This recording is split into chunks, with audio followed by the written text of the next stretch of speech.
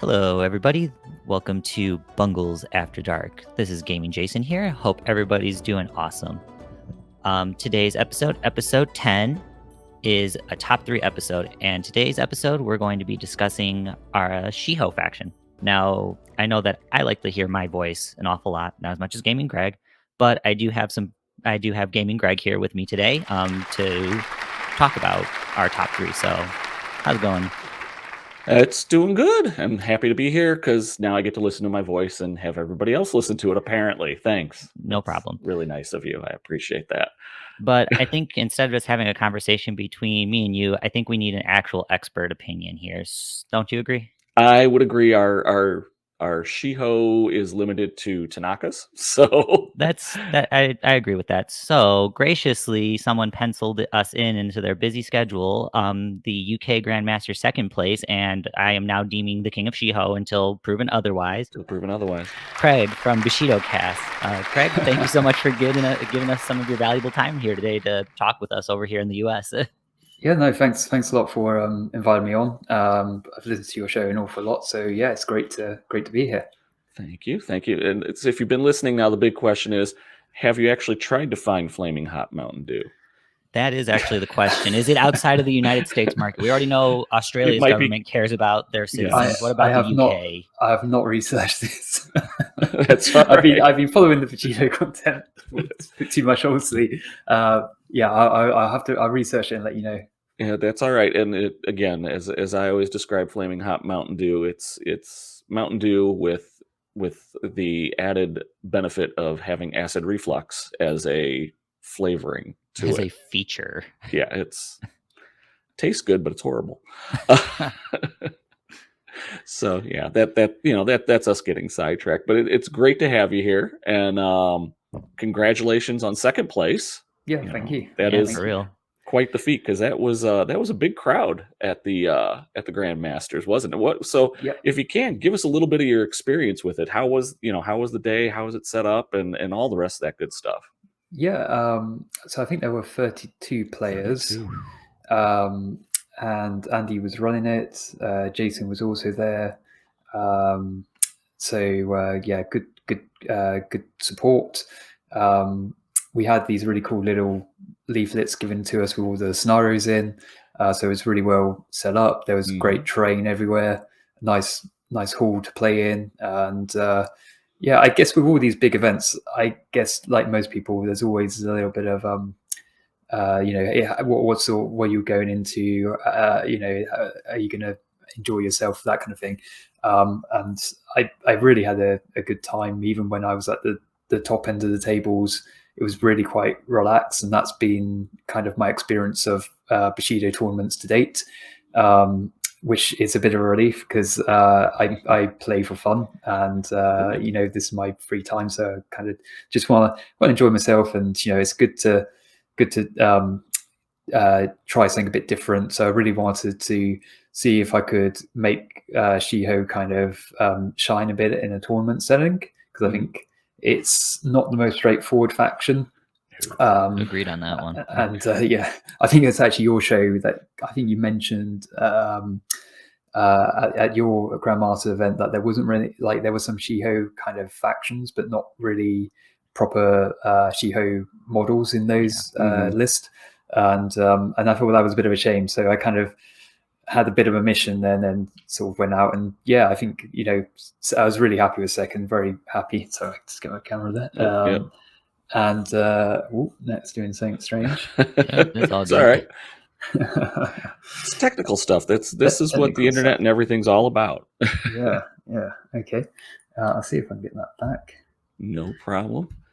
But yeah, it's for when we did Adepticon, it was, I think the big push is they had a lot of we're going to call it Shiho, but we're more Ronin in there. Or I'm including Black Eagle and Eldest Brother, and then whatever Ronin stuff, and calling it Shiho. Because the Ronin will work in that faction. I also was quite impressed with the field of 32. Every faction was represented, which was really very nice to see over at the Grandmasters. We had 24. Hang on, 26. I've got the spreadsheet I got the here. I sheet think somewhere, I've but got it. I have it right on my thing, so I should be able to look at it. We had we were trying to 23 23. Yeah, that's right. We had because the we odd had number Art as 'cause- the ringer. Yep. Yeah, 23. so we had 23 in attendance at Adepticon. And I know we didn't have Ito play because I've been constantly whining about that. Yeah, you can't whine about that anymore. They came, if I remember right, they came third. Yeah, I can't Yep. complain about that. We They're legit. had Ito. Yeah. I think so it's a lot of stats now are out there. So I guess you can look at faction split and stuff like that. I think like the last UK Grandmasters, we have had pretty good spread of factions, which is a healthy sign. Yes. And we don't seem to have like any repeat kind of faction winners. We've got repeat player winners, which I guess that's probably not a problem. So I think we seem to be, I mean, based on my experience, we seem to have a good crowd go in, and really thoroughly enjoyed the games. As I said, I sort of picked up Shiho as a bit of a challenge. So it was only a few months ago, maybe a bit more, that I kind of dug into them. But I had been playing Blood Brothers Brotherhood before that. So I kind of was easing myself into Shiho without knowing it, because that is kind of like how they were released as well. So I was getting used to booted and flank and those kind of mechanics. Hiroto with the hand cannon is pretty awesome, to be honest. I was skinning them in Silver Moon, so I was going for some of the great cards they've got just to set up some of the flanking play. That was pretty effective. And then I was dabbling with Tanaka a little bit, but I kind of went for proper Shiho in this event just to see kind of what I could do. And I was really surprised in the end, if I'm completely honest. It's kind of good in a way. I think hopefully gives other Shiho players a little bit more confidence in what they can do as a faction. Yeah, for sure. Yeah, I would definitely say so. I know our local Shiho player, again, a lot of our guys play multiple factions. He was getting a little frustrated, but it was his first time out playing it. And this was more of a casual at the store kind of night where he was playing it. And of course he was playing against Jason, who's his arch nemesis at the store. Anything is Silver Moon is everybody's arch nemesis. I've just finally figured out how to use Silver Moon. Yeah. So he was definitely interested in seeing what you had played and how it worked out, and so he'll I'm sure he's looking forward to kind of digging into it more, because he's very analytical with that kind of stuff. So it was. I think a lot of people were and that's what I like about these tournaments. There's always the surprises. Sorry about my camera. No right. problem. It's okay. The surprise is what's everybody playing at the tournament. So for us at Adepticon, we were very surprised at the number of Savage Wave players, and it wasn't. I was Savage Wave and not Bakemono heavy. Right. Savage Wave. I think everybody was Oni to some extent, which I mean to me is like unheard of, or not unheard of, but it's just very surprising, especially at least in our local meta. We've come to the discussion that range is super powerful in Bushido, like really, really powerful, especially once you start going up against some bigger models. So if there was a proper Shiho force like you had played against at least a fourth of the field, they would have probably done very well, at least for whittling down the other force, the other opponent's team. So I mean, in my list I only had one bow, but one bow can do an awful lot against the right target, like you say. I find range in Bushido is situationally amazing, and but I have actually used a list with nothing but archers, and that did pretty well actually. But I think it was it is very niche. It's a sort of list that maybe if you're going for that, maybe you kind of take that and you go for the running card that lets you take 2 wall bands, and you just kind of think, is this going to be a range battle or that I'm going to be able to win, or do I need to go for something that can actually kind of get into zones and score and things like that? So there's probably something there. I didn't quite have time to work that one out, but I kind of like to go for the extremes as I'm sort of trying things out, and that was one of the more extreme lists that I dabbled with while I was sort of engineering. What kind of level of range do you need to make it work? Because definitely some targets you want to take on that range. Oh yeah, for sure. Absolutely. And that's what we've been finding too. Is you're right. It's the range game could be very situational. In general, it could be it's decent all the time, but then there's some opponents and some lists and some scenarios where it's just absolutely devastating. That's quite Yeah. if I'm fighting against it, it's a big hill to climb up against. It could be very frustrating. Oh, yeah. But by and large, it's not the worst thing in the world. I will say GCT has done a fairly good job of balancing it out. It's just one of those where if you get that matchup, or more importantly, if someone's dice are really, really hot, then oh look, I only hit you for a success level 1, but I rolled 12 on the damage, so you're gonna take some damage here. I think that's the thing with range. If you could guarantee average dice, range would be amazing. But it's very and if you can get higher than average dice, it's incredibly good. But it is so swingy, and I think because you're effectively going for a set target number, and you can do something to reduce that, but it's still something of a challenge. But if you've got anything to manipulate the luck around that, the odds, then it's disproportionately good in my experience. So, but not many factions can do that. Bar where Supermoon definitely the best at doing that. Yes. So that makes her range particularly reliable. Other factions, I mean, I think I kept rolling 2s and 3s and 4s when I actually did shoot the bow. So I was just relying on the fact that it was a good success level to do anything. And that's just how it goes sometimes. It's great when you double 6 on, but you can't rely on it. No, and that's my thing too. Is I'll get the hits, and sometimes I'll get success. I'll get the 8 and I'll get a success level 3 or success level 4, and then I roll those damage dice, and then double. Another reason why I like Hiroto hand cannon, because he can get assassin on the hand cannon. Oh, that's dirty. Nice. It's very dirty, but nice. it is, especially, sorry about my video. It seems to be playing up a bit here. Am I okay with that? Well, that's all good. If it works out, I mean, if you guys switch the camera off, go for it. Yeah, I'll see how it behaves. So I guess my important question then is, because it sounds like that you had a great time at UK Grand Expo, and I think that's awesome. Who knows? Maybe if me and Gaming Greg or Grandmaster Cody end up like having a reason to go for the UK, we'll conveniently do it one year where we go over to the UK and try to compete. Yeah. We've been goading Grandmaster Cody, saying, you may be Grandmaster here, but you're not Grandmaster in Europe. Grandmaster any place else but here. So we'll see if that argument works. I doubt it. But the more important question: what was the cool stuff you found at UK Grand Expos, or doing what we all do and spending way too much money? Yeah. So I kept it quite simple because I think I mentioned to you I would spend 3 days there or 20 minutes. So I went for 20 minutes and basically went to the Bushido stand and just picked up a few bits that I needed there.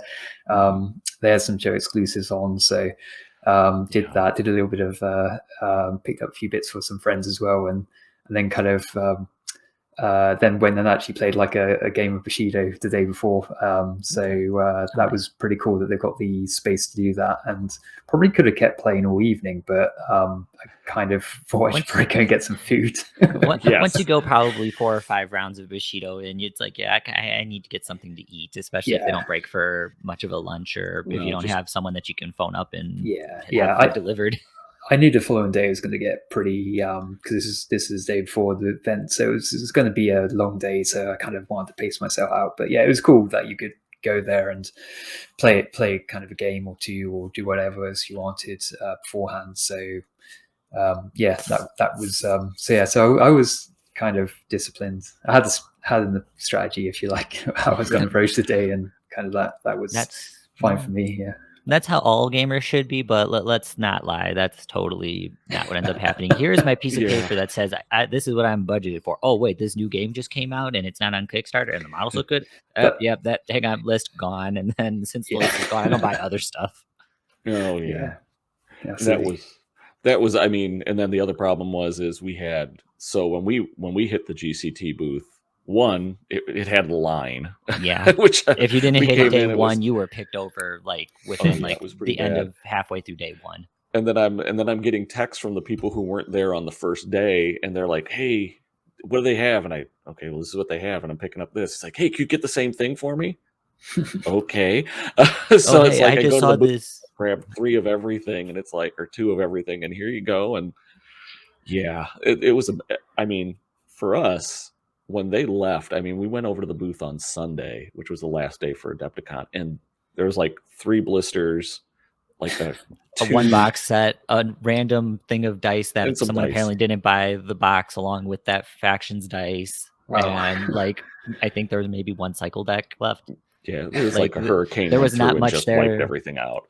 Pretty Yeah. much, I'm pretty sure Jason and Andy probably and Gordon just took the miniatures in the showcase, packed it in their personal bags, and like, all right, we don't have to pay you any shipping when we send everything back. It's a great strategy, you know. Yeah. Sounds good. Yeah. Yeah, I will say I'm going to have to maybe take your strategy though of just allotting 20 minutes to go through the shore floor for shopping, because that will definitely limit how much I spend. Because Yeah. you know, It's either shopping or eat, and you have to be quite disciplined, I guess. Yeah, well, and you know, if you have more time to wander around, then you know, gamers, at least in my opinion, I've been gaming for God knows how long. We are the worst impulse shoppers on the planet. Ooh, look at this new shiny thing. Ooh, that's a new shiny die. Ooh, this is a really cool game. And then you pick it up, and then, you know, 3 months later, it's like looking at your shelf. It's like, why the hell did I get this? And then you just, you know, and you try to play it a few times or whatnot, and then it kind of sits there. But not that it's not good stuff. It's just you're caught up in the moment, I guess. That's why I advocate, at least in the United States, and it sounds like this needs to be a global holiday, that there needs to be an economic national holiday for gamers, just because we stimulate the economy and impulse buys. Impulse buys for sure. For sure. So, well, thank you for that, for the kind of just the general overview of the convention. I figure you guys at Bushidocast will probably be talking about your list and your experience, you know, your opponents and all the rest of that. So we'll save that for years so everybody can listen to that. That just kind of leads us into the top 3. So who wants to kick that? I figure we'll let you kick it off, because that way it'll keep our talking shorter, which that tends to be a problem. And don't worry, I'll still talk a lot when it comes to me. So, so for top 3 Shiho, what are we looking at? What are your top 3 must-haves? And if you want to start, let's start with number 3. Go to number 1, and then if you have an honorable mention, we'll toss that in too.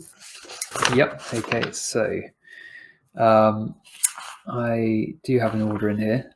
I guess I was just going to set the scene a little bit without kind of overdoing it, hopefully. So I guess just when I think of Shiho as a faction and their personality on the table, I think it's important to kind of bear in mind for these characters in particular that you're kind of basically trying to get a dice advantage, and generally you start off with fewer dice than you would expect for most of your models.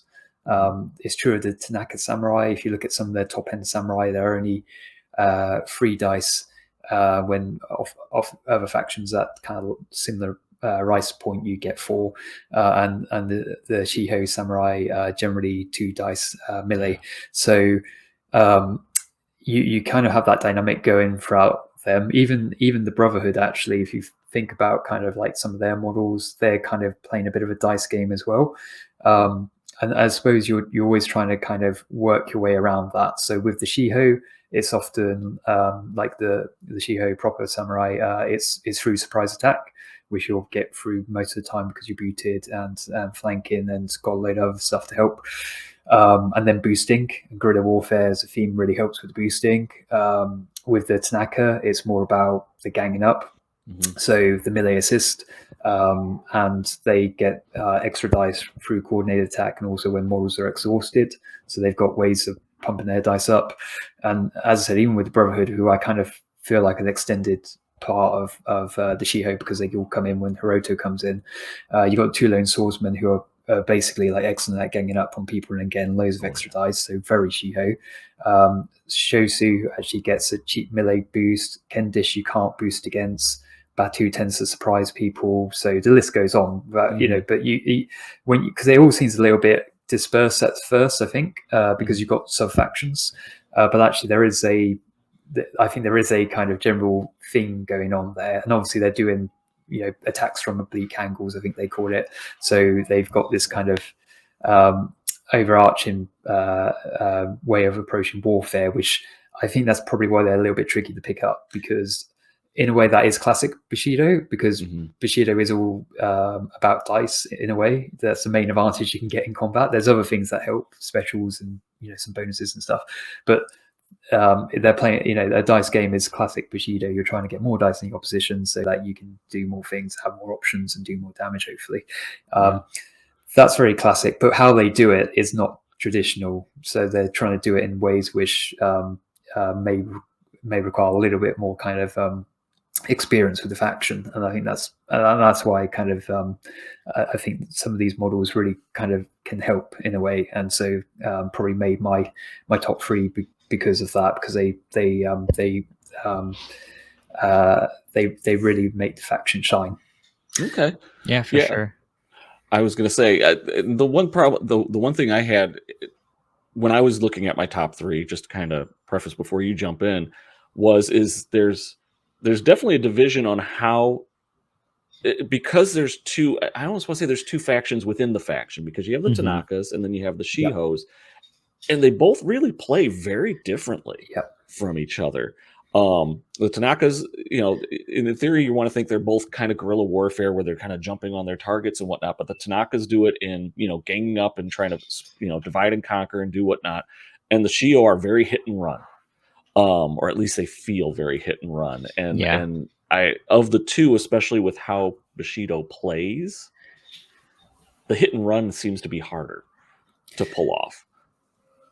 Yeah, and as I said, I think they are coming at it quite differently, but they are ultimately trying to get dice advantage to do the job.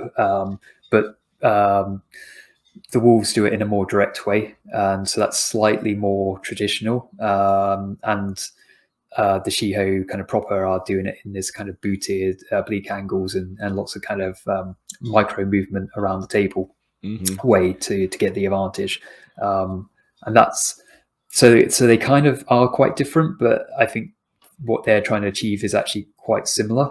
And as I said, even if you think about the Brotherhood, they've kind of started us down that path, I think, but in a kind of more even more conventional than Tanaka's in a way. So I think they've got progressively more difficult to get the best out of as they've developed the faction, but that's just kind of means it just takes a bit more time to get used to, and that's not entirely new. I think it's taken a while for people to get the most out of Ito with the new movement and dissension as well. So I think over time people will get more out of Shiho. Yeah. And to me, just looking at all the factions, Shiho is a little bit higher up on the learning curve than like your traditional like Ryu, Minimoto, Ito. It's new. But I mean, it also is newer, but just kind of how it is, even if it's been I think even once it gets settled in, just with how their style of play is, I think it's that next tier up where it's like, if you want a little bit of a challenge because you've done miniature games before, then go ahead and go for the Shiho. But if it's like someone new, or if it's like, I'm 50-50 on, and you want like that base level one, then it's like, you could go with Shiho, but there's a little bit, you're going to need to do a little bit of a learning curve to get the most out of them. It depends on how you want to play them. And I think they bring flank into the game in a way that goes beyond what we've seen before. Oh yeah. That's kind of their thing. But it's not their only thing. I think it's the most obvious kind of thing that they're going to bring though. And so that takes us a bit of getting used to, but also it's hard for your opposition to really react to that. The people who play Shiho often are much better at kind of setting up for a turn to sort of mass flank, which is often what you see. Turn 2 massacre of your opponent, where it's like, I have deployed everybody in your back. What are you going to do? Also, your support models, they're gone. Yeah, but with things like guerrilla warfare being able to change the side that you come on, and with booted, and with all the other little micro movements that they can manage, it's almost impossible to stop multiple threats coming in. And then it becomes a case of they have to just say, well, what am I willing to lose? And that's kind of when you're you've got the faction, if you like, in terms of the Shiho part of it anyway, because you're making them have those tough decisions and you're getting more out of your kind of initial surprise and so on. If you're falling into a trap of playing a kind of a linear pitch battle, then they're not going to fare very well. And you're probably going to feel like they're underpowered because they are underpowered for that kind of conventional warfare. There's other factions out there who are much better statted for that kind of battle. So that hopefully gives a little bit of context for discussion. Perfect. It definitely helps on our end for what we try to do. Besides, like, cool looking model, big gun. That's awesome. This is why this is my number 2 model. They are cool looking models. I think that they seem like a lot of people seem to very much like them. So I certainly liked the look of the models and that drew me in. But yeah, my first is Shiho Takuya. So is this your number 3 choice or is this your number 1 choice? This is my number 3. So okay, I'm working up if that's okay. That's how we usually do it, but we're gonna of course have that one day where someone's like, "No, I started with my number 1. Come at me."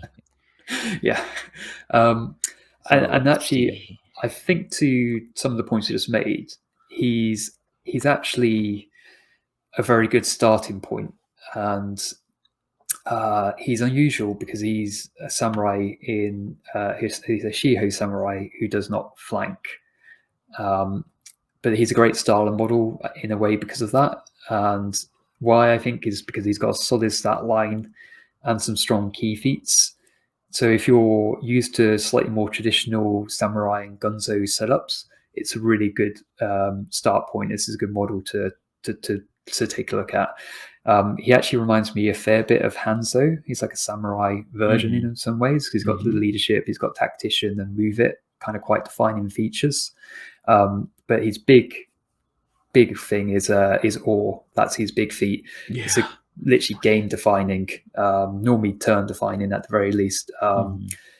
By being able to give out over a very large area a fear token, unless the enemy's got something that can easily counter it, which there are some things, but it's not that common. Really, only Solus and Fearless are the only 2 things that are coming to mind. Because since there's no number against it, does that stay set? At least how I'm understanding it, it stays on permanently at that point because you don't make a fear check to break it. You would automatically unfortunately you automatically remove it at the end of the round. At the end, but you'll take the token even if you've got fear yourself, so like an Oni or something that normally would not have to take tests against most things.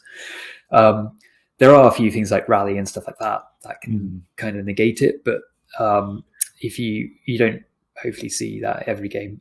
So not often. Yeah, and I guess the other big thing with fear, it makes you defensive. So for a whole turn, you kind of have that security. You know where the dice are going to go to an extent, and there are fewer dice that you have to worry about. So kind of back to that dice game that they're trying to play, although this is a more linear kind of model, he's setting things up, and he can kind of use that to either give you one really, really good turn, maybe turn 2, you really want to come on with all your flanking models and use the ore key feat to really reduce their dice down, put them on the back foot fully in defense.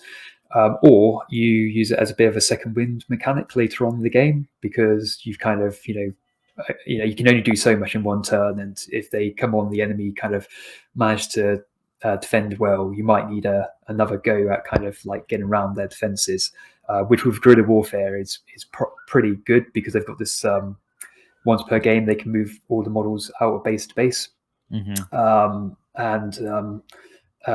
zone of control, I should say, so that you can use that to kind of give yourself multiple kind of goes at trying to win the dice game, if you like. So it's not like Shiho are not just a one-trick pony at that point once you start kind of looking at those layers. So I think he's a great model in many ways, because he is sort of traditional but plays the Shiho way. I often use the veteran of Sagoya, Ashigaru, to ensure that he can get his feet off. That's a nice little upgrade one Ashigaru can make. and given he can move Ashigaru around, you tend to want to have a couple of Ashigaru around if you can. That sort of synergy with leadership and move it does make the Ashigaru really, really mobile, especially when it combines with their own hold line feat. They can really kind of shift around the battlefield. And although I think Ashigaru sort of they've got a bit more going for them than perhaps they're given credit for sometimes. That hold line feat effectively gets around fear. So you don't have to take a fear test if you're not the active model and a model's not going into you. So they can effectively use it to get into combats, which kind of one key model wouldn't normally be able to manage easily without at least taking a fear token. So it's quite useful. You can use these little movement tricks to also get around things like camouflage as well, because an active ability.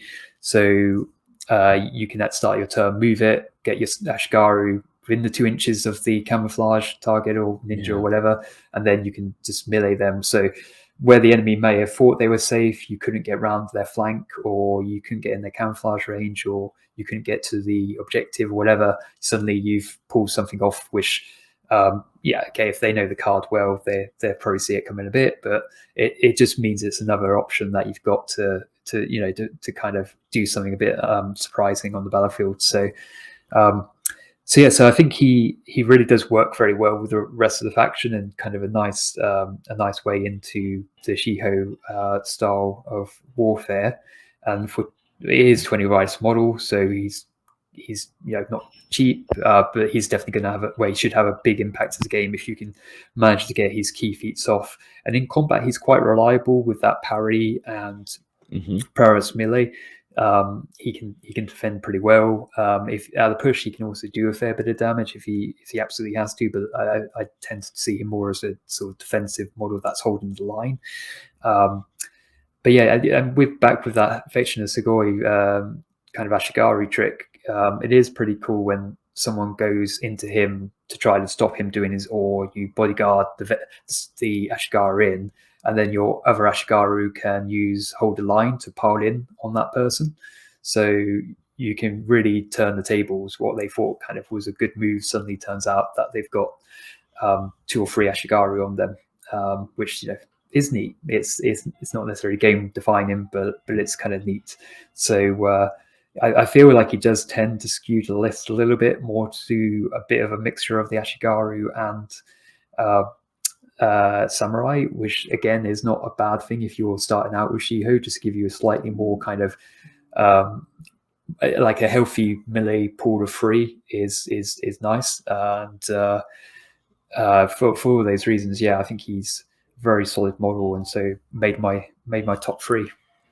I could see I'll admit he made my, when I was doing my cut and looking at things, he was definitely in there, and for all the reasons that you said, and he has Tactician 1 because I think Shiho probably wants to try to get that initiative so they can control battle, and having anything that gives Tactician is just huge. It's good. I think again why I think he's good if you're getting into Shiho is because you're flanking. I think you naturally want to win the tactical test.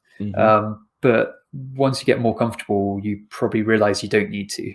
But that does require you to be able to set up a lot of threats in one go. So my Grandmaster's list didn't have a tactician,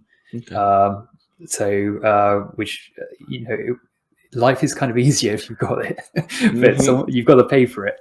So tough choices to be made. So, but I think it is really, really useful when you've got it on offer. I think the difficulty with valuing this card when you're just reading it cold, like a lot of Shiho cards as well, is the mobility that you don't really see until you see him on the table. And then when you see a whole band of Bakemono suddenly reduced to 1 dice and defensive, or you see your Ashigaru move an extra 4 up the table and suddenly they're in range to do incredible things. It's that kind of thing that it's very hard to value that until you see it in the game. And if you play at the right time, and I guess that's the trick with him, he's got some big feats, but he really needs to think about timing, and playing them at the right time is going to decide whether he's really earned his rice or not. But yeah, if you get that right, fair bit of player skill, I suppose, with a card like that. But if you get it right, they can have a really meaningful impact to the game. And I think that's kind of what you're looking for when you get to the 20 rice. You want a model that can probably do something beyond just itself. It has a kind of wider impact. I can see that. Looks like he has it for sure. Oh, absolutely. And just to move it along, just to give my 2 cents, the more, especially looking into this series where we've been looking at top 3 models, just the respect a lot of models I should be giving more for the move it trait. I mean, not having access to it myself, but move it's just a huge ability. Like it's one of those abilities out there in the game. To move to basically get a free movement out of activation. Effectively, so that way you can control the board. Yeah, and it's an 8-inch pulse as well, so you don't have to cluster too much to get this off, and they don't all have to kind of follow the same path. So yeah, it does really free up kind of how you want to play things on the table. So that's your first one. That's the first one, yeah. Slot number 3. My next one was a Tanaka. So shall I jump in or? Go for it. This is your time, sir. We will not we will not interfere with you unless if you want to talk about like Mario Strikers Charged or Battle League that just came out, because I need to reference it because I just bought it. Then then we might have to stop you there, because I've been enjoying it so far, but also extremely frustrated with it. I also did make our own league, so if you ever do get one, if you ever get a Switch, Greg, it's Bungles FC. Got it. And those of you who have Battle League, if you can try to invite or play, I'm not good at the game, but I'll play against you on Strikers. Cool. So I'll talk about Tanaka Tsuki then. So I kind of felt like I had to get a Tanaka in here as well. And I mean, this model is so good, it's only allowed in the Open Rebellion theme. So that kind of makes you think, okay, there's got to be something there. I actually think she's kind of critical to how the Tanaka play, because there's something we were saying on Discord, like in my mind anyway, the Tanaka, it's very much you're very focused on your opposition's activations and trying to sort of strategically remove them so that you can get your additional dice for attacking the exhausted models. And Tarlis is one of the best ways of achieving that. She gives out Tarlis, and she has Tarlis, and she gives out that Tarlis at a ridiculously cheap cost, which I think is something that they've mentioned before, that it's that cheap, and that's probably why she's not allowed outside of Open Rebellion.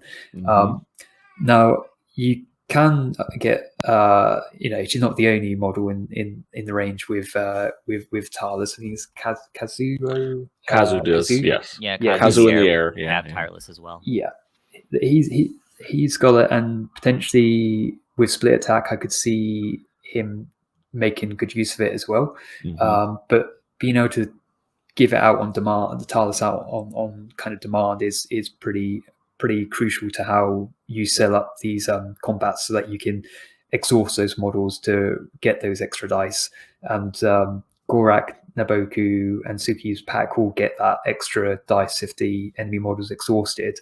So there's plenty of models that really enjoy attacking an exhausted model, which is going to often be down the dice itself. And that's when you start to see the wolves kind of win big. And I think to the point I think you've made as well, they tend to either win big or kind of crumble a bit. And so it's really important that you get that dice advantage, because that's typically when you start to be able to throw all your dice in attack and maybe a little defense just in case, and the enemy's just trying to defend. So that's typically when things start to really swing your way. So I think she's pretty crucial to set that up. And I would also say, she can get coordinated attack wolf, and that means you get the coordinated attack off the actual wolves and any wolf model. So she can get decent dice on her, but she's able to put them in attack or defense. So that's always good. And she just synergizes with the wolves very well. So I know it's kind of a bit of a it's not her card per se, but because she synergizes so well with the wolves and they synergize so well with her, with the bodyguard, with some of the ways of getting around fear if she's already in base to base and things like that, and just the fact that they're very cheap activations, and they can strip activations and sort of keep pace with her. They're very fast and so on. It's such a complete package. She's kind of my preferred option, if you like, in terms of the alpha wolf that I want to take in the game. Yes, she's very complete, very much kind of makes the warband tick, and yeah, I think she's an excellent example of what Tanaka wants to do. Probably the pack 2-6 is where she sort of muscles out in the boat. Gorak, yeah. Who is an excellent beta wolf. I think he's great. But I think that having that access to the 2-6 and the better synergies with the actual wolves just puts a way in front, in my opinion. I also really do like the fact that she can get feint through one of her key feats. That tends to really help land a blow. If you've got someone who's pretty defensive, that's helpful. But generally, you'll be able to reduce someone to 1 dice, and being able to force them to re-roll that dice is just horrible. Yes, it's always a safety. I love Dakota and giving it feint, and my biggest gripe on Dakota and feint is every time I spend the key to use it, my opponent just rolls crap for defense anyway. But that's it's just a good assurance at that point. Yeah. Also, just on the fact of Gorak, because they did put in the GCT request for updates, Gorak should get reach. That should be something that should be pushed for someone's update. Gorak needs reach with that. That is a very long sword. That's all I'm going to say. We'll leave big it at sword, that. and he doesn't have reach. That if someone wants to go ahead and put that in on our behalf, if we don't get a chance to do that, while those update suggestions are there, Gorak needs reach. That needs to be done. Yeah. So I think the feint. Yeah. I mean, I've enjoyed better luck, thankfully. Law Ravages is going to be very impactful if you can get the enemy on fewer dice, and they're very good at reducing the enemy's dice by ganging up. Obviously, things that can have Indomitable can be more challenging for this faction in general, and if they've got a lot of armor as well. So Minamoto probably the sort of faction that is going to be a bit more difficult in some ways to get around. But you do have some very useful traits beyond what I've just mentioned. The boostable movement in particular often catches people out, whether it's getting into a zone or getting into a model that they thought was safe. It is free to boost, so it's not an easy one to always do, but it can certainly help, especially because you want to maneuver around models. You don't want them sidestepping away from you and things like that. So if you can pin them in, that's really important. So it's pretty useful that she's got access to that. But yeah, I think often I would give her access to Okimi no Mimi. That's just a really great kind of card, just to make sure that people don't try to pick her off at range, because she's going to be a tempting target, but the wolves get bodyguard for her as well. So for what on the surface what seems like a free melee model, she tends to punch well above her weight, and can easily get those extra dice she needs to really make a big impact in terms of damage output. And she synergizes really well with the two wolves as well. So but yeah, I think back to my original point, she's so good she's not allowed outside the theme. So she sort of has to be, for me anyway, the alpha wolf. And so my second the top Tanaka slot selection for myself. So not giving away the top slot yet, but yeah. No, I mean, Suki is awesome, and yeah, the big restriction for open rebellion is just her only negative. That's about it. Beyond that, and then also just making sure to remember to use hunt, because forgetting to use that's a big downside to her. At that point, you're just handicapping yourself. She's a bit it's a bit weird that she's got all 3 actives. Shiho tend to have more instants. Just from thematic reasons, I think it'd be pretty cool if things like Fisher's Strike were instant, just because Shiho should always keep you thinking. That is true. I could see that. Yeah, but it's really good. And one thing to know, actually, you probably know this, but Vicious Strike, you can pump it, which doesn't sound that times. It's becoming more useful now. There's like toughness 2 bears around, and I play a lot into Kara and Erosion, so it's pretty handy to be able to pump that sharp if you absolutely have to. It's one of those skills. It's obviously against a lot of factions, you'll just ignore it, but when it comes in, it's really, really good. Combos really well with combo attack, unsurprisingly. So when you're rolling multiple times, you strip that toughness off just those multiple times. So and then she brings other things to the table as well, like leadership, and she has the general kind of Tanaka trait of endurance as well. So you can kind of rely on the fact that you're always going to have a reasonable number of dice. It's hard to surprise you because of that event card, as I mentioned. So yeah, she tends to be okay unless you overextend her. And like most of the wolves, if you overextend them, they can get hit back quite hard. I think she's should have enough protection from the walls and the event cards just to make sure that you get a good game out of her. Get some good damage in.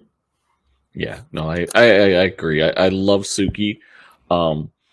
She is limited to Open Rebellion, which means you're pretty much just going to be playing a lot of Tanakas. So again, that's their only downside. But the package that she brings, just in traits alone, and the Tanaka ability and the unique effects all combined to make her very, very powerful. She, again, just like anything, and we've been talking about it, and you even mentioned at the beginning, anything with the Shiho faction, whether it be Tanaka or straight Shiho, it takes a little bit of work to get the most out of it. You have to plan ahead, and she's a prime example of that. But she has some benefits that really do that tireless and endurance combined together. That just makes her a really effective, because if she's tied up, okay, you could beat on me, but then I'm going to have the activations and you're exhausted, so I get a bonus. And if I attack first, then when you come back, I'm not going to be at a disadvantage because I have endurance, so I'm still going to be 3 dice pool, and maybe I have another wolf or someone comes in, and so that way you're down a die. So you waste 1 activation on me, and then somebody else comes in. Now you're down a die, and I'm still at 3. So. Yeah, the dice game's really important for them, and the activations is for the Tanaka. I guess just any other thing I could probably throw in. This is more in the detail, is drag defense. It may not seem like much, but Shiho do not have a lot of abilities where they get to move the opposition. They can move themselves around quite a lot. They've got a lot of slight up attack and stuff like that. They do not have a lot of things that can move the opposition, so it's situationally crucial to some scenarios, to pull people out of zones. So while sidestep defense or something like that is always handy, sometimes just having an option to move the opposition is super critical. So I do like that about her as well. You can do some interesting things with dragon in place, and so that kind of just gives them something a little bit different. So again, kind of like why I think she's kind of well up there in my estimation. Oh yeah, totally agree.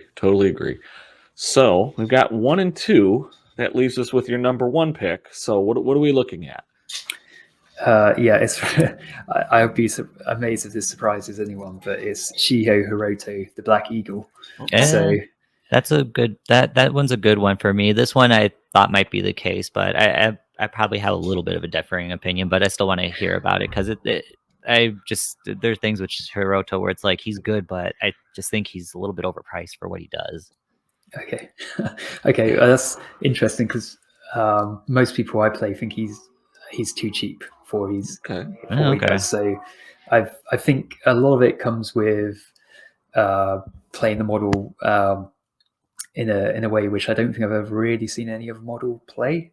So he does take a bit of time to get used to. He's unusual for Shiho because he's actually a 4 dice model, and if you look how tough he is, he's pretty much a Minamoto level toughness. He's got 2 armor and tough and 7 wounds. So he's he's quite unusual, but he's a 27 rice model, so he's going to be kind of at the top end of things. But yeah, he's kind of got a bit of a tank profile, but he's got a huge amount of mobility around the table.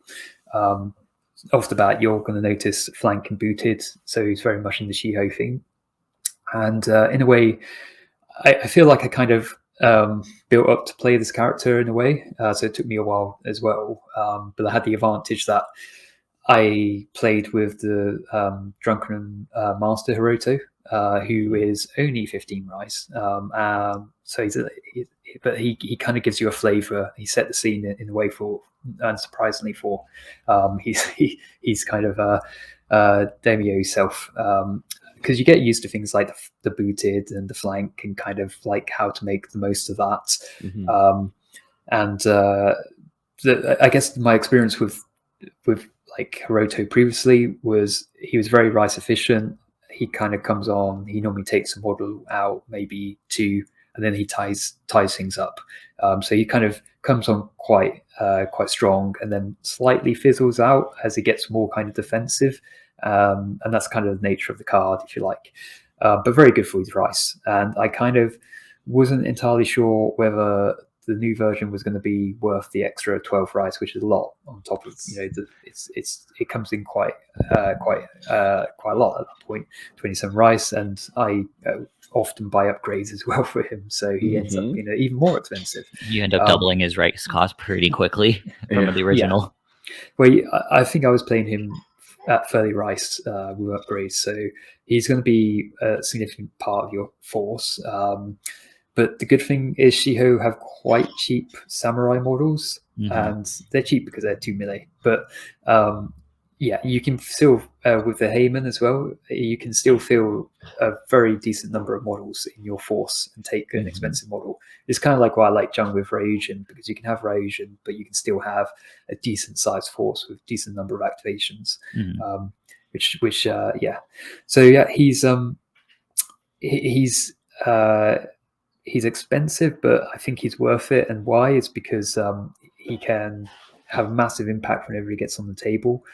Often when there's a situation that conventional models wouldn't be able to break through, like a really good set of bodyguard models or some other kind of ability that the enemy's got to pass damage on, he's improvise. Just means that he can kind of have a perfect turn. It's like, activation. I'm going to activate now. You're not going to do anything about it. And, I'm going to have all these extra specials. So he gets a special attack and a special defense. And often I just go for I'm normally just trying to surprise someone, something decent, and going for the critical attack. So the odds are 44.4%. If I've remembered them correctly, to crit strike someone with assassin. So he's got a very good chance of getting it through, very good chance of killing them. And even if he doesn't, you'll hopefully do a fair bit of damage. And then you get to make a 4-inch place after that as well. So not place, a move, yeah. And I think kind of this is where you start to see how good a model he is, because his Eagle Flight Defense is also a 3-inch move. So being very comfortable with the difference between move and walk is super key for this guy, because you can basically use that to just go into someone else. You just move into another model, and if you want to, you can also play around with impetuous markers, which kind of goes back to my Silver Moon days as well, just being able to throw out those impetuous markers.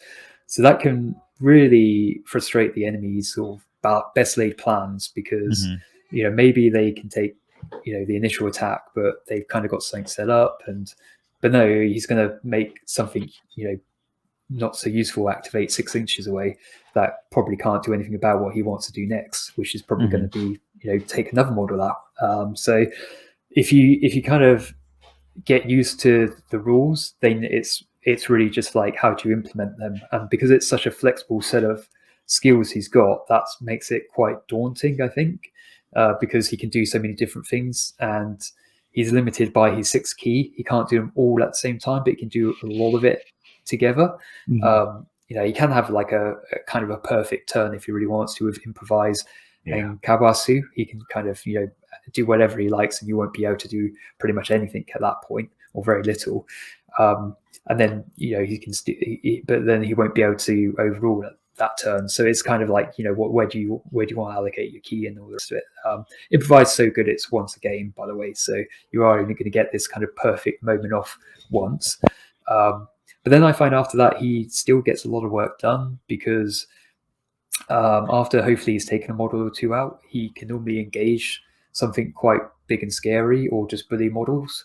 And even if they try to get away from you, you can normally use your Eagle Flight defense to just kind of pursue them. So as long as you get to roll your defense dice and your defense is successful, after combat is resolved, you can make that 3-inch move. So even if they attack you and then they sidestep defense away or something like that, as long as your defense was successful from their attack, you can then just walk up to them and say, no, we're still fighting. So it's very hard to get away from him once he wants to lock on to you. And with his endurance, he's quite happy fighting when he's out of activation. So in most games, I would get in a turn. It wouldn't be unusual to get kind of 4 or maybe more kind of activations out of him in a way, because you're able to also use your improvise thing as well. So you kind of bouncing around models, and you're trying to chase their activations down, so that they kind of eventually have to give him 3 activations, because he loses the initiative, but effectively he's just doing, he's a bully. He's going to generally win most combats, especially you can get him to 5 dice quite easily with one of the other samurai. So when they're in that kind of situation, they're really hard pressed to sort of deal with him, and he's just basically walking from one model to the next. It's pretty oppressive once he gets going.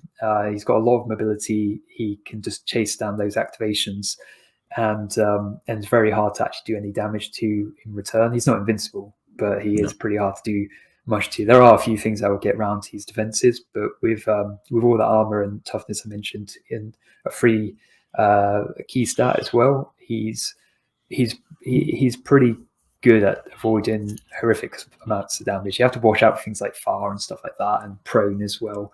Like a lot of high-end models, prone is sort of inbuilt weakness that it's there to balance things out. So got to watch out for things like that. But I think once you get your head around how good Eagle Flight defense is, how mobile he is, how tough he is at the same time, he's quite a difficult model for your enemy to contain. That being said, I don't think he was my top damage output kind of model in the game, but I think he is an important kind of part of Shiho in the fact that he's a little bit more tanky than some of the other models you've got on offer, and so he can kind of go toe to toe with the top end models, and he tends to be okay. He's not necessarily going to win a straight out fight with some of the top end models after he's used his improvise at least, but he can definitely level the playing field with improvise, and after that he should still be okay to at least hold up another expensive model or 2. So by that time he's probably done all right if he's taken out a few models on the initial kind of shock and awe turn of a flank and a booted. And I often gave him Father Radiant's Breath just to make sure I would get a good target. The other upgrade I would often give him is Finesse, just because he is a little bit vulnerable to models that can get ridiculous brutal. So that just kind of means he's very difficult to deal with, because that's probably the best way, well, one of the best ways of dealing with him. Things like that and far and things, they're kind of the counters. You can manage some of those with some of your other models, but yeah, finesse really helps him out. But yeah, it's an expensive package, so you've got to make every activation count. Absolutely. No, he is 27 points of badass, and he's got when I look at him, the things that jump out at me, one is improvise, one because it's a lot of text, but it's definitely just once you dig into it, it's that's definitely game changing. You're going to be doing something. And the second one is Eagle Flight's defense. That just makes him so mobile and so hard to pin down or so hard to get away from. It's just something you can't, you're not able to ignore that. I think that's the trick to making him worth his points. Once you get good at Eagle Flight defense and when to use it, when not to use it, then you start to sort of really see this guy kind of start to earn his rice quite quickly. And having a bit of a game plan for what you want to use improvise on is going to help a lot as well. There's so many different things you could do with improvise. I just said like the one that I typically use, but there are a lot of other great applications of what you can do with it. I guess in a way, because it's so unstructured and free form, because you do have all the options going, it can be a little bit overwhelming. And again, like what I experienced kind of definitely helps with this faction, because once you get into kind of like knowing which situations you potentially use the improvise and when you'd actually kind of keep onto it, because I don't think you always want to use it like first thing. You can hold on to it late game, and I think that's where it being less kind of reliant on winning the tactician test comes in as well, because you don't have to you don't have to kind of do all this on the in the second turn of the game, first activation. You can buy your time, and guerrilla warfare, as I said, is great for that. The placement, the out of moving out of zone of control ability that they have and things like that. This is great for being able to set up additional kind of attack runs later on in the game. And it's a very versatile card, and it works very well with him. I see you just brought it up there. Yeah, so you being able to kind of change which side he's going to flank on suddenly means that it's very hard to avoid him. Really, really hard. The most common way I've seen is ninjas will often drop smoke because they're if they win the tactician test, that's what they kind of do to avoid some of this. But with his ability, hopefully you get into one of them at some point in turn, and then you can Eagle Flight defense out, and that ignores camouflage effectively, because you're not doing a melee and you're not targeting them. So you kind of just hopefully use your improvise to sort of get rid of one of them and then just walk into another. And ninja players can't normally to sustain kind of a straightforward fight that he's trying to just bring to them. So that's pretty good. If you can start getting some of these attack runs off, then you'll make your points back basically. So I guess my big thing is the move. So move. Oh, because move is different from walk. That's what it is. So that's what was allowing you to counter it. Because I swore it was one or the other. That's like you can't get it, but you wouldn't be able to end in zone of control. But so you still got to abide by zone of controls. So you got to be mindful of what zone of control rules are. Yeah, you can, if you're leaving base to base, you can ignore the zone of control that you're in. So you can just kind of go off and do something else. But yeah, if you're going into a model, you've got to abide by the zone of control still. But that's fine. I mean, the fact that he can go in base is pretty amazing. But that it kind of gives him this sort of pinball effect around the table where he's just bouncing around. And when he's doing that multiple times a turn and kind of taking up activations and doing some damage, hopefully, it becomes really quite problematic. And I see him often doing that, or just locking down an expensive model that he's kind of comfortable to just continually engage. So maybe he gets into like a Bazembo or Sajobo or something like that, and he's kind of okay, just like he's done enough, and now he's just like keen that this model is locked down so that the rest of the force can get the job done. And I think that's kind of gives them the breathing space to to be as good as they can be on the table, and to kind of for their rice costs, they normally, for me anyway, they tend to punch above their weight if they can get surprise attack in and they can use the multiple boost. And that's another thing that guerrilla warfare, you can only do so much with guerrilla warfare. There are limits. You can only do 2 of the things, one per turn. But the other one that you've got on the table is a reduce your boost by 1. So it's probably more relevant for the Shiho Samurai, because they really enjoy being able to boost their melee for 2, so they can get up to 4 melee dice on turn 2, things like that. But with him, it can still be quite useful, particularly because he can boost his move. That's why I often see myself using it anyway. Again, just where someone thinks they might be safe. And it's very hard. It's the tables, they need so wide, and he's got if you're giving him Valor Horizon's Breath and flank and booted, and if he boosts his move, there's probably nowhere physically on the table that he in theory couldn't get to, because he can change sides, which side he's coming on. So he's a bit of a nightmare really once you start putting it all together like that, I think. But I think he is a model that you really need to see what he does on the table to kind of see why he's 27 rice. I tend to agree. I think part of it is we're probably not necessarily using him in the traditional Shiho guerrilla war list. That's part of it. I think the other part is we just haven't necessarily been using it to maximum effect. I think we were locally getting thrown off with the move, being able to move into base to base with someone, and just didn't put 2 and 2 together. But once you're able to do that, especially if you have initiative, you attack, do some damage to a target, and then defend and move into somebody else, or whatnot. And that just wrapping my head around that concept now definitely elevates his useful. I mean, it's not that he wasn't useful to begin with; he was really good in general, but now that just makes him just that much more of a, just that much better, honestly. Yeah. So ideally that first model would have already activated, so you strip the activation, it's not going to do anything else. You go into another model that hasn't activated, do the same again, and just sort of see how with overall you can normally get at least 3 activations out of him, and then hopefully you'll kind of force your enemy to activate at some point, because you'll get into a model that hasn't activated yet.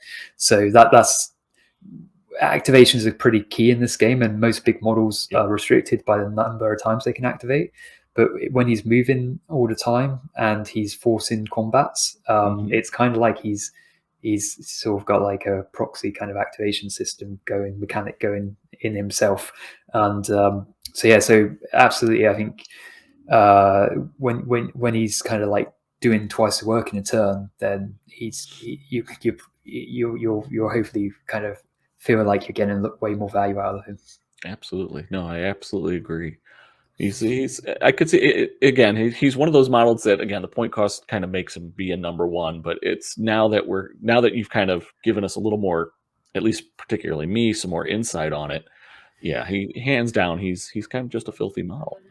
He's definitely worth the 27 points, at least in my opinion. I still think he could be down to 25, but at this point, I'm just giving you points back. I mean, I don't disagree that he can still jump around the board and he can do a lot of those things. And I think it's once I play against him, probably in a more effective way, or someone listening to this podcast be like, "Oh, here, this is how it makes it work," and then kicks my ass with it. And I'll be like, "Oh, okay, never mind. He's correctly pointed." It's not going to matter. You play Silver Moon, and then you're just going to dick with his dice, and not then when he improvises. When he improvises, I can't do that. True. So he'll kill Hatakichi really. He'll kill him really quick. Bounce right to him. He can. Yeah, he's got a. Because the other thing when he improvises, I mean, you probably can't boost because you're hopefully surprised, but you can't boost even if you weren't surprised. So models that rely on cheap boost are pretty kind of hamstringed. So the nasty other thing is, and it's not necessarily a cheap boost with Hatakichi, but it stops Fortune's favor. Yes, that's the other thing. That's more the bigger thing, because I mean, I could boost with him, but no, it's I can't get access to the rerolls, or I can't get access to the rerolls through there to mess with. Yeah, and you can't bodyguard as well if you've got anything kind of ready to bodyguard. So yeah, and I think this is why Shiho are quite important to the meta. because otherwise we've got kind of a pitched battle kind of setup going on for most armies with a teeny bit of flanking every so often. There's obviously like a bit more going on. That's very not entirely fair, but they kind of put it on its head a bit, and certainly when they came out, it made me rethink like my back mono faction, which relies quite heavily on the back line, and like how to protect those models, and things like bodyguard became kind of really useful, but then this guy kind of takes some of that away. So so it's kind of it really does make list building kind of interesting when you have to start thinking about preparing for Shiho. And I'd hazard a guess that probably one of the reasons why I was able to win some of my games was because people perhaps weren't so familiar with what Shiho could do, and they weren't necessarily ready for that kind of unconventional style. And like you've got Kinshi now who can teleport all over the place and things like that. So the table's going to kind of things are moving around a lot more than perhaps they ever have, and so I think that kind of is exciting for me. It gives like established factions a chance to hopefully look at their own kind of list building and back roster and sort of think, okay, who's now going to actually be maybe a bit more useful for me in this current setup if I'm got to think about Shiho seriously in the next event, kind of like what would I like to do, what would I do if Hiroto came along, that kind of thing. As I said, there are definitely a few ways of dealing with him. Things like prone in particular, pretty good, it just hopefully kind of reinvigorates some of the other lists and how you might think about them when you're list building. Yeah. All right. Well, that's your three. I enjoy it, and like I said, it's they all sound solid, and especially I like the discussion about Hiroto because Jason has his opinions, and I've just been trying to figure it out, and so I think we're gonna have we're gonna traumatize some people at our local meta now. Using it a little more. You mean we're gonna get traumatized by people? You still haven't, or wait, no, you have your Hiroto painted. Never mind. I have my Hiroto painted. Give him a go and see if you can make him work. I'm gonna definitely do that for sure. Maybe we'll even get it on tape at some point, and then we can watch Jason just cry. I'll enjoy that, but that's just me. I won't cry. I'll just be like, all right, so he should be the 27 instead of the 25. When I'm saying like he should be cheaper, I'm like he's a 25 rice model at this point. But then I'll say like, okay, 27 makes sense. So I think he's still quite cheap for what he does. So, but now that I'm seeing it, yeah.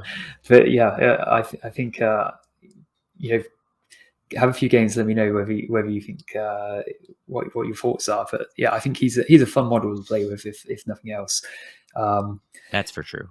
That definitely for sure. He's a fun model to play with. Yeah, and he kind of should be impressive and everything. From a lore perspective, he's a central figure in the backstory. So great to get him on the table. And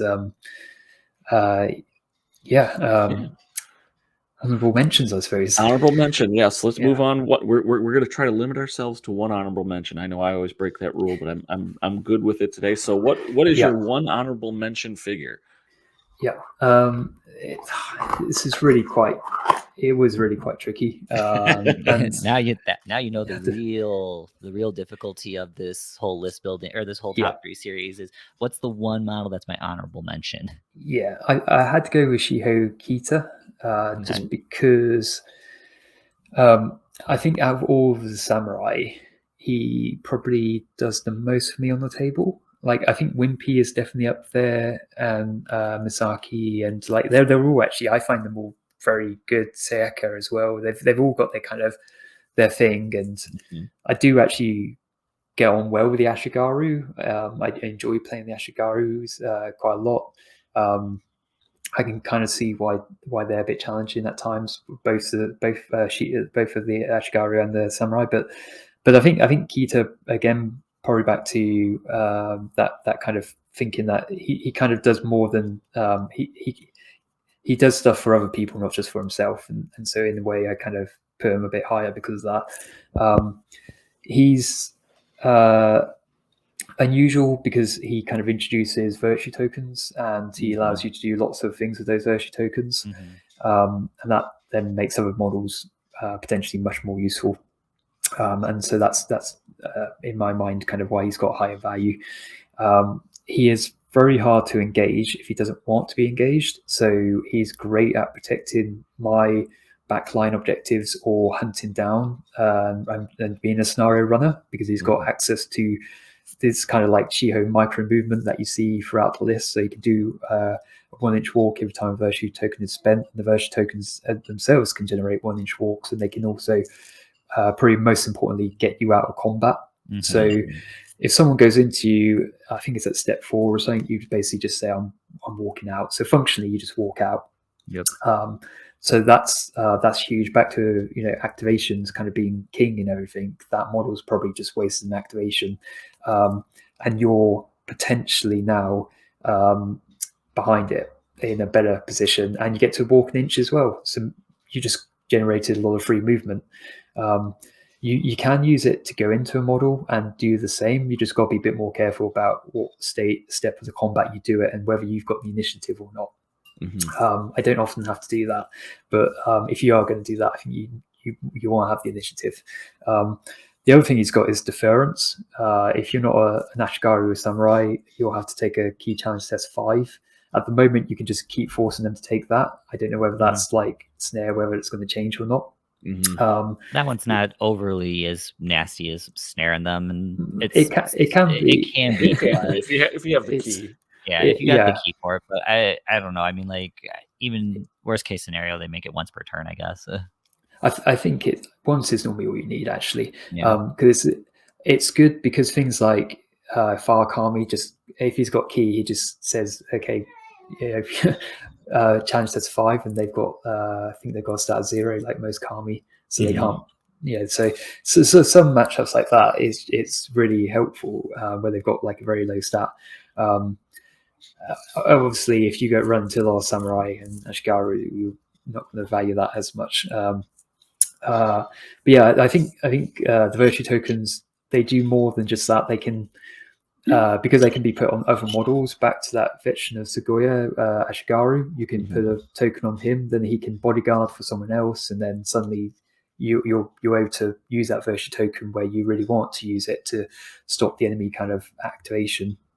You can use the little 1-inch movement to kind of avoid some of your guys getting surprise attacks as well. So that can be pretty key at some points, because your guys do not have a lot of dice. So while you're trying to win this dice game, you really don't want it played back on you. And so being able to avoid that is great. I find that the dodge and the range defense is situationally amazing. Again, with guerrilla warfare, another one that they can do is re-roll defense dice. It's once per game again. If you have to be wounded as well. If you're kind of in a bit of a slogfest in the middle where there's a bit of a fight, a brawl breaking out, that's a really good one to have access to. And then if you can throw dodge in there as well, I mean, some of your models already have dodge, but most of them have parry, or quite a few do. You start to stack up some really good defense. So even if you only have 1 or 2 dice, you can do surprisingly well and hold your own. I've actually had this guy kind of last 4 rounds against Hiroto and eldest brother, where he's just been able to kind of like re-roll his dice through a combination of Paris Melee, the theme benefit, and the re-roll their dice through dodge. So yeah, suddenly it's like you don't have a lot of dice, but you're surprisingly tanky if your luck holds out. It's very swingy though, so you are kind of very much hoping for some decent dice.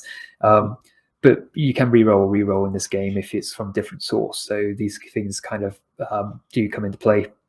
A little bit of range defense. He's got it on himself. It doesn't really work on him, but it does work on others. The fact that he's got it inbuilt, though, I really like as well, because there's not much range defense unless you pay for upgrades. And without armor and stuff is quite handy, especially if you. I've gone to Bazembo a few times with this list, and it kind of is enough of a deterrent normally to sort of make another target look a little bit more attractive. And the endurance one's not to be overlooked. I think it particularly comes into play more, I feel, for some reason, with the Ashigaru. In particular, the named Ashigaru Maki, I think, gets a lot of value out of this, because she can get Indomitable 2 and sort of sidestep into multiple models get into multiple models at some point in the game, and then start kind of like holding them down for multiple activations. So she's quite gets a lot better if she's got endurance and she can maintain those 3 melee dice. You start to see her kind of shine a bit, where otherwise I think you probably think she's a bit expensive. But she definitely gets a lot better with that. So yeah, he's surprisingly hard to kill. He's not typically going to do a lot of damage because he's weak. But like most models that look kind of very defensive, because they're so defensive, sometimes people just don't bother putting any dice in defense. So every so often, if you can boost, or if you can just get a surprise attack in or whatever, he has kind of killed a few models in my games. He's not quite as good as that as say Wimpy. I find Wimpy, when he does his defensive key feat, like that's typically when he's like going to kill someone, kill a model, surprisingly. But I think you've mentioned that before, kind of like some of the monks who are particularly defensive, because to get over that defense, you probably do have to go all out. And if you know that you can just about defend and still get a cheeky kind of hit in, that's when you can kind of see if your dice are favor you that day. But so he's not kind of like that weak, if you like. Is not perhaps as bad as you would think sometimes, I find, because it takes quite a bit to get through him, even though he's only got 2 dice, because he can kind of rely on some of the extra rerolls and things like that. So for me, he's definitely kind of like up there if you're looking for a Shiho model to kind of give you a few more tricks to play, and one that will stick around a little bit longer. He's definitely up there. I think he has a little less impact on the wider game than the 3 I mentioned, or the list build. So I think he kind of has to, that's why he's honorable mention. But for me, he's been a bit of a star performer. Okay, excellent. That's really good. I sneak preview. He's in my top 3, so I might go a little more in depth. So those are good. So let's turn it over to us who are not as experienced with Shiho overall, but played against him a couple times. Played against him a few times. Jace, you want to go first, or you want me to go first? Sure, I'll go first. So here's my surprise. Kate is my number 3 pick for my top 3. So I mean, everything that you pointed out in much better detail, Craig, definitely holds true to this. For me, I have him listed as a very versatile support piece, and that's for more of the fact that he can give out those virtue tokens, and he actually gives out virtue tokens and has good virtue effects. On Bushido, I've noticed a lot of, if you want a model that has virtue effects or gives out virtue tokens and virtue effects, that model's usually costing about 20 points, from what I remember, just thinking off the top of my head of some models that can do that. And sometimes those virtue effects aren't always the best, or they're very situational. Keitas are situational, but they're pretty good all around. Some models might prefer others, but overall, I can't say that none of them are like, oh, this is kind of like, why did they make this as a thing on this one-off scenario that's not going to happen. And playing in our local group, I definitely have had Keita being like, oh, I'm moving out, or oh, I have this model, oh, I spend the virtue token and he moves out, which is usually the reason why I try to target Keita and kill him first, because then that way I don't have to worry about that the rest of the game. Yeah, I've got to say, with virtue tokens, one thing I kind of thankfully spotted for the event is that you can only spend them, I think, if you're LOL, basically, so friendly LOL model. So it is really good. He doesn't necessarily synergize with the Wolves and Hiroto himself, which is probably fine, because as you said, Hiroto is already ridiculous. Because at that point, then Hiroto, I would be like, yeah, no, he needs to be 31 points because he can get that virtue token from Keita. Or Paragon is a nice one if you can get the rice for it. To start someone off, with virtue token. Then have that in your back pocket for when you need it. Yeah, pretty much. The other thing that I wrote down with him, he's actually a good example of a sandbag model. He's maybe not he's not as strong as like you see for some other like sandbag models or models that are like really tough, but with all of his little tricks that he can pull around, and also with sidestep attack, unless if you're really like, okay, I'm done dealing with you, and then he'll come and stab you in the back. You're gonna waste a lot of time unless if you can somehow shoot him or surprise him, trying to deal with this guy. So I get that surprise attack, step attack off quite a lot. Side step attack off quite a lot with this character. Because if you're going into like a Fark army or something like that, you're just stripping activations basically with him. Yeah. Then they're going to just try to attack you most of the time. And with 2 dice melee and Paris melee, it's quite a good chance that you will just breeze past them, hopefully into a zone or something. So that, for me anyway, happens quite a lot. I know a lot of people, it doesn't always happen. The decisive attack is kind of a bit of a weird one. And I think a bit like the rest of the Shiho, it just takes a bit of getting used to when to use it and when not to use it. Generally, when you've got the initiative and you think they want to do you some damage, that's when you use it. It sounds simple, but it's just kind of being able to clearly identify that, because if you get it wrong, it can be disastrous. Yeah. And then, but it's really safe. If you get it right, it's really safe. It's just, that's the thing. It's very much dependent on you calling the combat. And then having deference is another nice sandbag ability.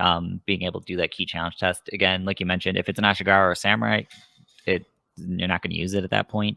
But just being able to have something that's just like, yeah, no, you're not going to do this, or I'm going to stop you and strip off your activations. That pretty much is why I felt good putting him in as my number 3. Yeah. Okay. I think that's a good call. So number 2, I selected Shiho Shota as my number 2. Okay. He hates this figure. I do not like Shota, but I mean, yeah. Shiho Shota.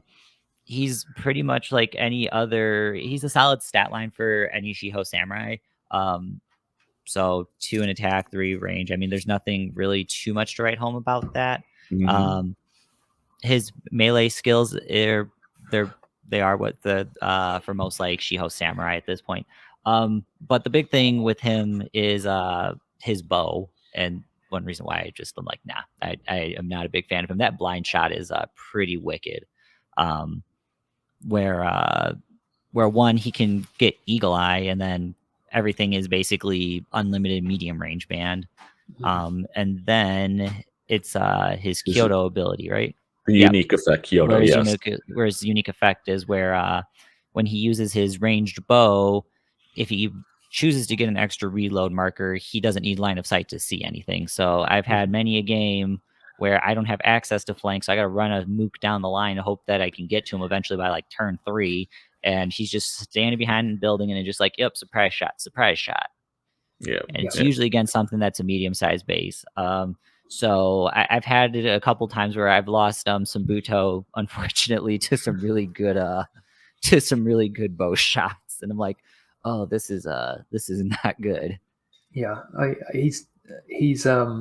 I played him a few times with War Weary just so I can do an eagle eye shot turn 1, and when you're, I don't know, like 24 inches kind of with the diagonal or so away, it completely throws people. They think a model's safe. You've got to be a bit careful because they if they deploy well, they might be able to intercept it with another model. But if you roll about average, you can do enough damage for them to kind of like feel uncomfortable that suddenly they're nice model at the support figure, because everyone kind of starts on the line. Too. Then you sort of like hopefully damage something that they really thought they'd be able to tuck away once it moves forward. So he's got good psychological effect, as you say. It's nasty. He is very nasty. Well, the one thing with the other thing to think of, I don't think his shot could be intercepted because it doesn't need line of sight to target. So if he's doing both, if he's doing both, if you see both, yes. If he's standing behind a building and just doing the Hawkeye shooting like this to the side, yeah, that's the other thing. So that's the other thing that you guys bring up too. My support models are not safe, so being Silvermoon, that's kind of like my bread and butter. So I pretty much know if Shota is out on the board, I'm like, all right, did I take what support model did I take? If I am lucky and you have crappy dice, I might survive till turn 4, but otherwise I'm not expecting this model to make it past turn 2. And I can't stop it. If you could justify, if you could guarantee average dice with shooting, I would probably take that. because on average it'll only take a few shots for him to take out like most backline models. Yep. But it's just a varies of dice. Whether it makes a big difference whether that's going to be 3 shots. It's probably not going to be 1. So I guess it's just kind of how you budget for that. But yeah, he's an interesting range model. Given most models in the game that if they start to get good at range, they kind of do it in a very different way. What he's doing at range, never models doing basically. Pretty much, and then the main Shiho ability too, because I don't think we've talked about this at this point. Declaring the wait action when he removes the reload marker for him. Since he's got 2, it's not quite as effective. But if for some reason he didn't take the ultimate blind shot, getting lightweight on his bow, that's huge for a lot of Shiho models that I've seen. Where it's like, oh, I take the wait action, so first activation I'm not going to do anything, but second one now I can move up closer, and now next thing you know I'm in short range and I don't care. So that's I mean, I know that's a common trait on all Shiho samurai, but since I don't think we've really talked about it at this point, I may as well bring it up because that is an overall really good ability. The Ashigaru get it as well, and I think it is really overlooked. It's a tricky one to get your head around because you have to get your sequencing right, because your first activation has to be the weight for you to get benefit later on in the turn. But as you said, like with the range as well, because they've got really good range on these bows, even like 5, 10, 15. So definitely if you can get to a situation where you've got the opposition from multiple angles, maybe like one bow from the front who's an Ashigaru, another one's a samurai, suddenly it's very tricky for them because you can still get a good shot off from 10 inches away. You'll still be medium range, and you've moved before or after shot as well. So yeah, suddenly your range game becomes really much stronger than it first looks. It's not kind of like a Wasupu kind of like massive explosion of activity, and then kind of like it doesn't really matter what he does the rest of the game because he's probably made his points worth it. It's all great. It's a little bit more paced out throughout the game, I find, but it's nevertheless pretty effective. And I do enjoy throwing as many bows in as I can. I think I only made 1 bow to my Grandmaster's list, but that's, I think, my reluctance to kind of rely on bows is because of I think the math behind it is a little bit more peculiar. So I'm kind of because you don't strip an activation basically. It's like the dice are something you have to deal with in combat as well, but you at least have achieved something. With a bow you might just achieve nothing, so but it is a useful tool to have, and that's why I would it would be odd to not have at least 1 range weapon in the list. And then shooter's great. And then he's got range defense 1, which you wouldn't think would make a big deal, but it honestly makes all the difference in the world, because it's like, all right, I'm going to use a gun to kill a gun kind of situation. So being able to have that range defense just pads in that built-in protection, so he doesn't for some reason get sniped by that one person who either you're fighting a mirror match, and that way you don't have their Shota trying to shoot your Shota. Otherwise, if you manage to get that one person or you misplaced him in the wrong position, he's got a chance to be shot at. That's just a nice built-in piece of protection there too. So that's pretty much all I got to say about Shota. He may be a little bit pricier than I'd like at 18, but just given everything that he does, I mean, he's worth 18. He's worth points he's there. Definitely worth don't his make 18. him cheaper. No, I'm not saying that he should be cheaper. I'm just saying as an overall, if you're building into him, there may be some sacrifice one way or the other that you're going to have to consider into just because he's worth 18 rice. But no, he definitely is one of those that doesn't need to be cheaper. No, definitely not. All right, hit me with your number 1. So I took Kazu in the air as my number 1. I had to get my Tanaka representation in there. There we go. And I couldn't justify Gorak, even though I kind of really wanted to. So sad. I thought he might come up at some point. So Kazu in the air. I listed them at my number 1. So the first thing that I decided to list out here on my little piece of paper, this is like I'm calling, even though Risen Sun's been out for a while, but compared to some of the other models before Risen Sun, this to me is like what the new generation of a 25-point model looks like, with some power creep and all. And he just has a bunch of extra stuff on there, and that's more for their fluff design of him. But when I compare him to some of the other 25-point race models that have come out in past, this you definitely see the difference here. And this is what a 25-point model should be. And minor correction, or not minor corrections, but I'll call it Bushido inflation at this point. Bushido inflation is very apparent, where it's like, oh, okay, maybe like at this point in time where the game was, this model is definitely worth 25. Now it's like, I could see it maybe being more like a 23 price model overall in the grand scheme of things. Having everything that has access to, and the fact that you can use him with your normal Shiho samurai if you don't want to go Tanaka is pretty nice. Since he is a samurai, he doesn't benefit like from the pack trait necessarily, but if that's the one thing that falls off and he's still good with everything else, this guy demands respect. Like my policy with him, like a couple other miniatures in the game, is either try to find something weak and occupy him as long as I can, or do not engage. That's pretty much my policy when I fight him. Is like whatever he's taking, I'm pretty much going to have to leave it at that, unless I know for sure I can kill him, or at this point I have to like occupy that space for whatever reason. Otherwise, it's like do not engage and let him go do his own thing. Yeah, I think that is the way to, because five melee is pretty. I can't think of any other model in this game. 5 melee. Base. Yeah, and he's got a load of abilities on top of that. I think for me, I think he's powerful, but he's kind of manageable in the sense that what you really want to do is not put like your best model into him. You want to put like a model that's kind of like 3 melee dice and hopefully some sort of defense tech, ideally. But even if it's just a fairly standard, so you really want a model that can kind of just throw all dice and defense all day, and you're just holding them up, and it's fine. Because then that's pretty much how I deal with him. If I can't avoid not engaging him, which I mean, really difficult to do in this game. That's pretty much what I do.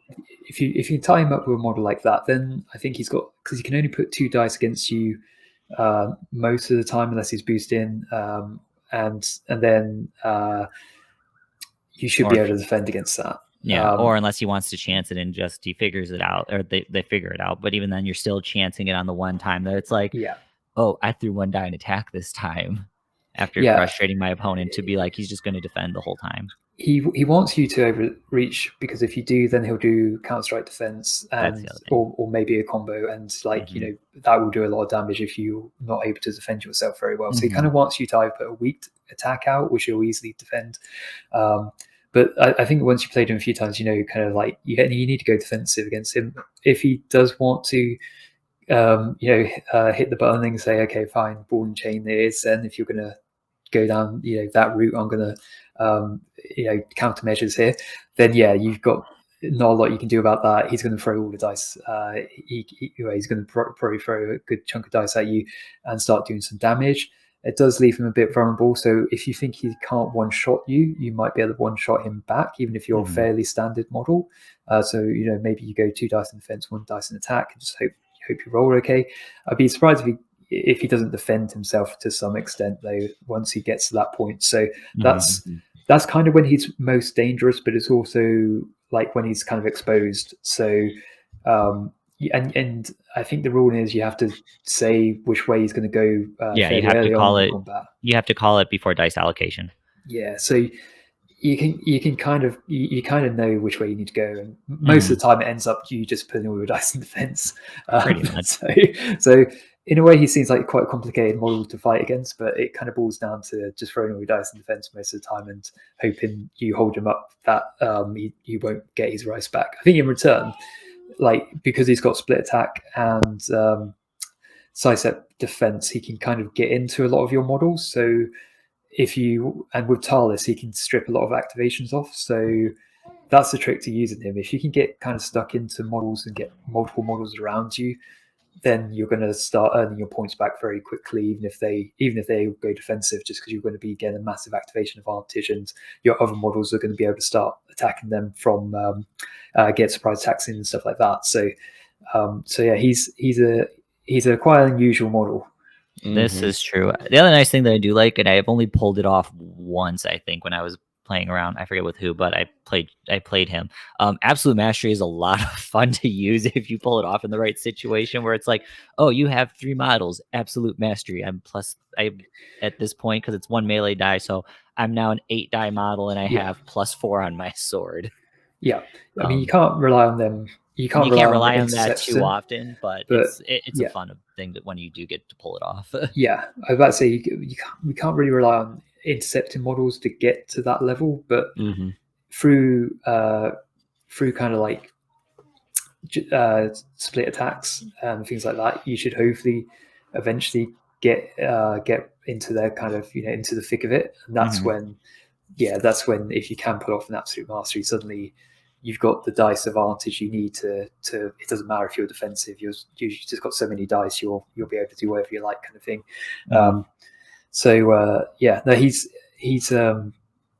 He's pretty good. I mean, he has got the pack 2/6 as well, so he's kind of like an alpha in that sense. And he's got some good he's fearless, he's got the range defense as well. He doesn't have the leadership, so he's not quite as good as kind of like in that sense, but so I think kind of if you're going to make him work as good as Suki works, you probably do have to get him to a situation where he's engaged in multiple models.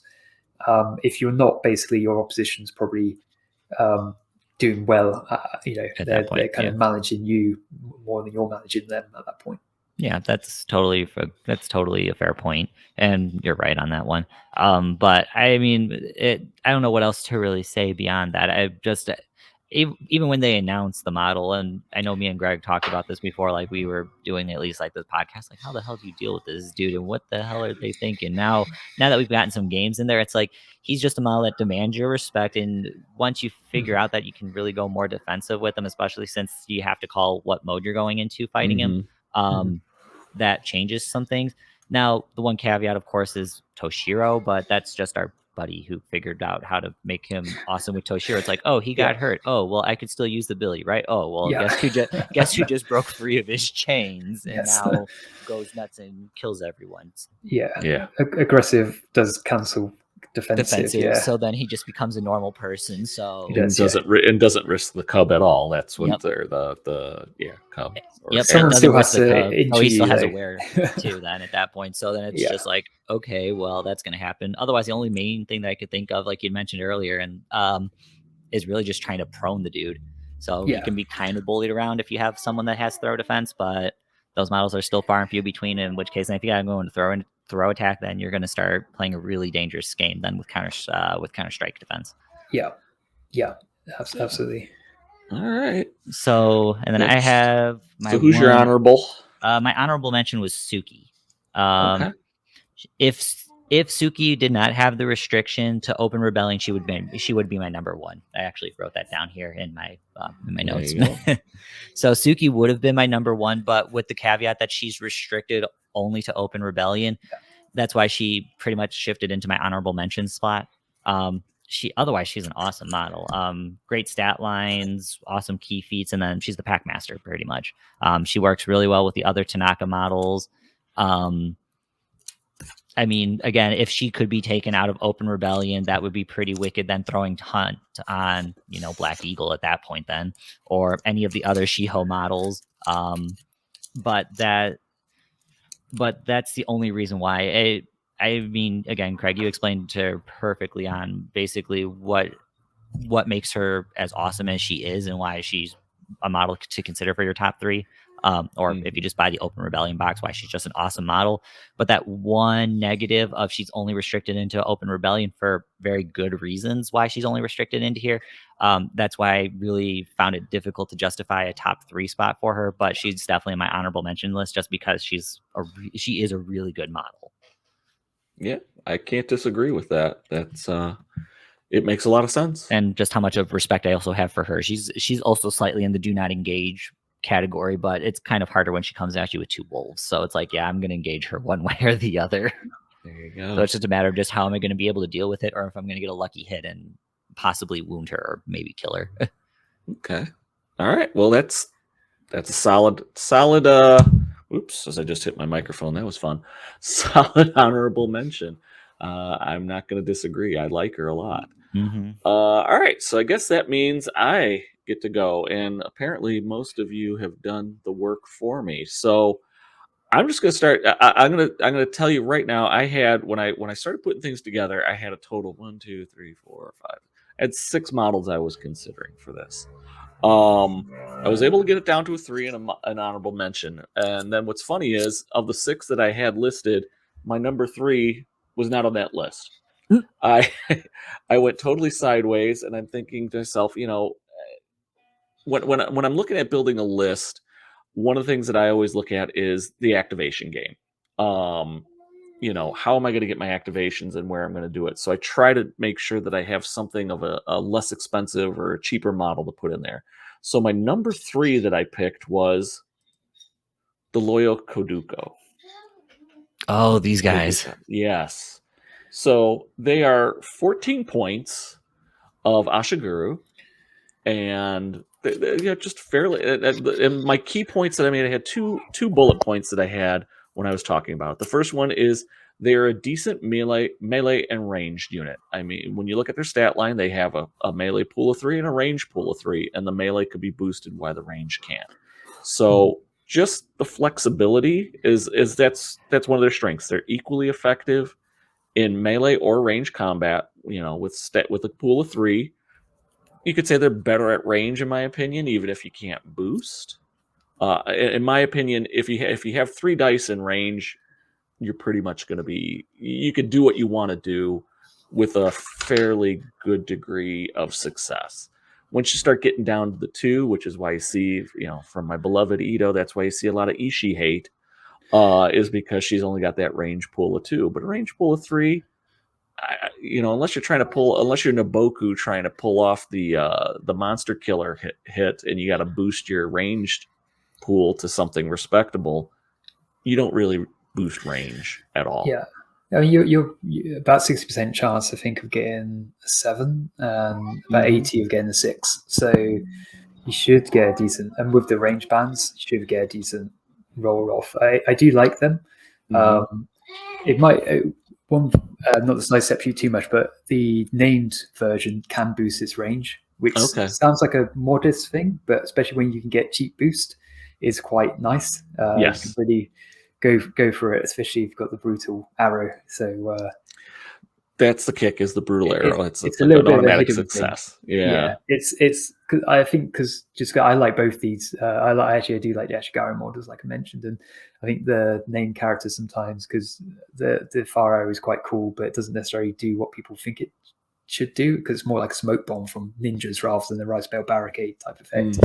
And I think actually kind of there's other reasons why you probably pay 1 rice more for that character, and the boosting part and the standard light-footed on him is probably in a way more important.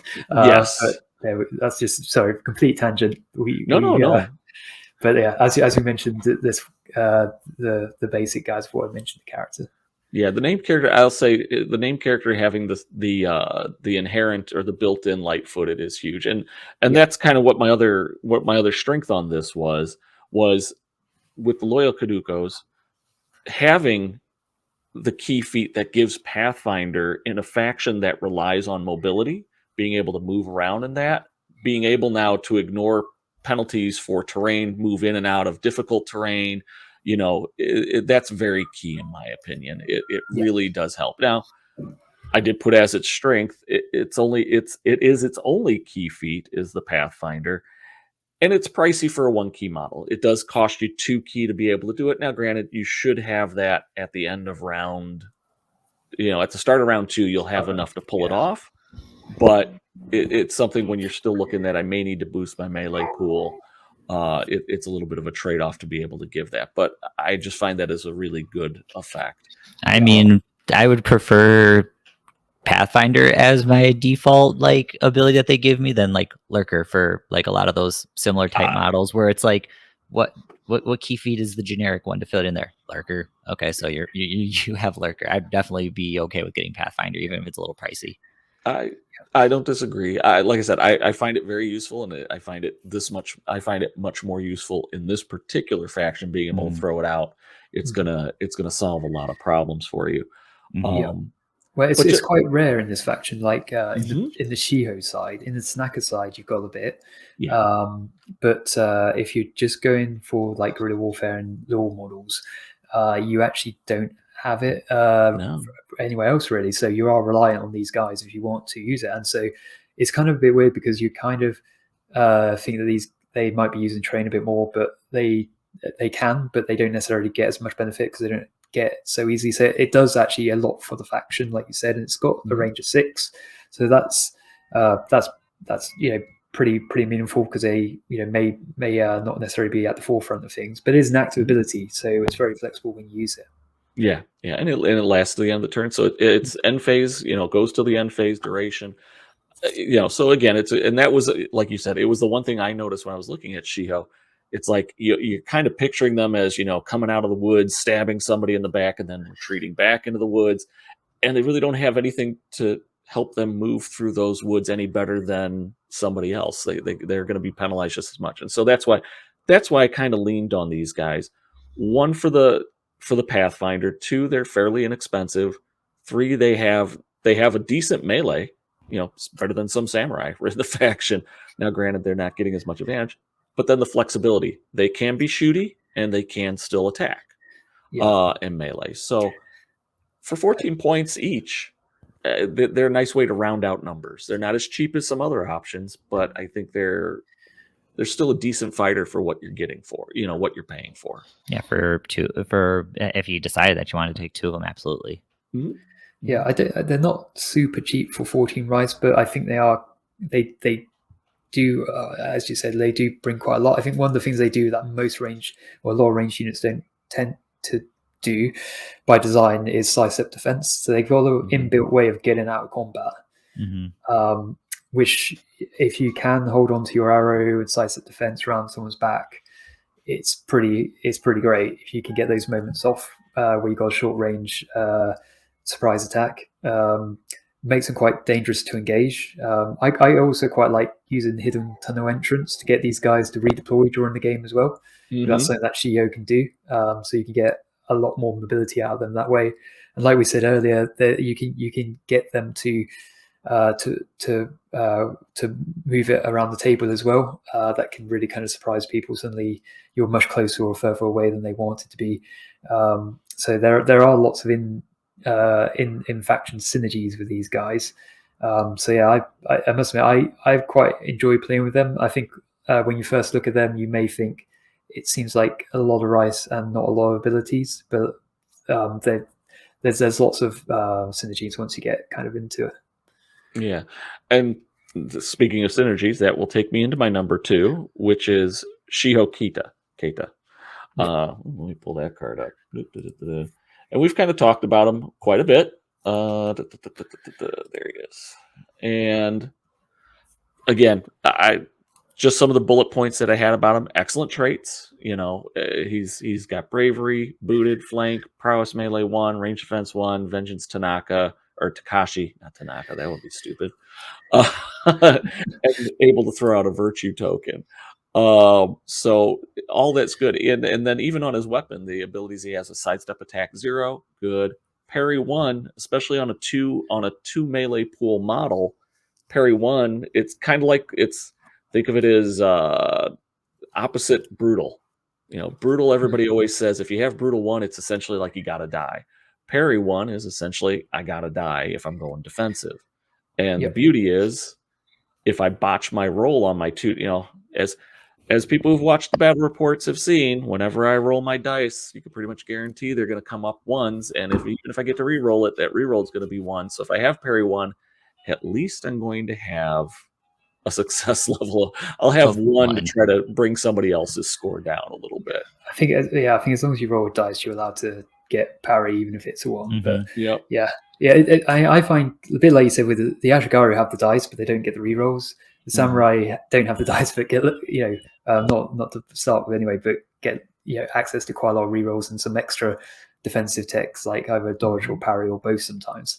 So it does make them a lot more tanky than you would think, but I think you're often kind of very much hoping, you just have to kind of keep re-rolling the dice till you get what you need. Sometimes it's a bit risky. It is. Then other things that I had is, as I said, bullet point. He supports models. He supports loyal models well. Again, with all the abilities, have specifically the virtue token, being able to give out that virtue token, and having the effects that it has, just makes other models that could get that token that much better, more mobile, more defensive, more being able to withstand things. There's nothing worse than having a 2 melee pool model and somebody comes in because you've overstretched yourself, or you weren't able to get exactly what you wanted, or somebody else was just dictating to you because you're stuck in, and next thing you know, you're exhausted and you're looking down the barrel of somebody about to hit you with, you only have 1 in the pool. Having endurance, that's big. Somebody's gone very shooty, or just having the dodge, being able to force them a reroll, or having the ranged defense 1. There's nothing that he has that's not useful at some point or another. So that's it. I like that all about him. Other strengths that he has, so I kind of talked about the virtue, handing that out. Flanked and boot are excellent combination to stress your opponent. It's coming. You just don't know exactly where it's coming. You may have a good idea, but you can't bank on it.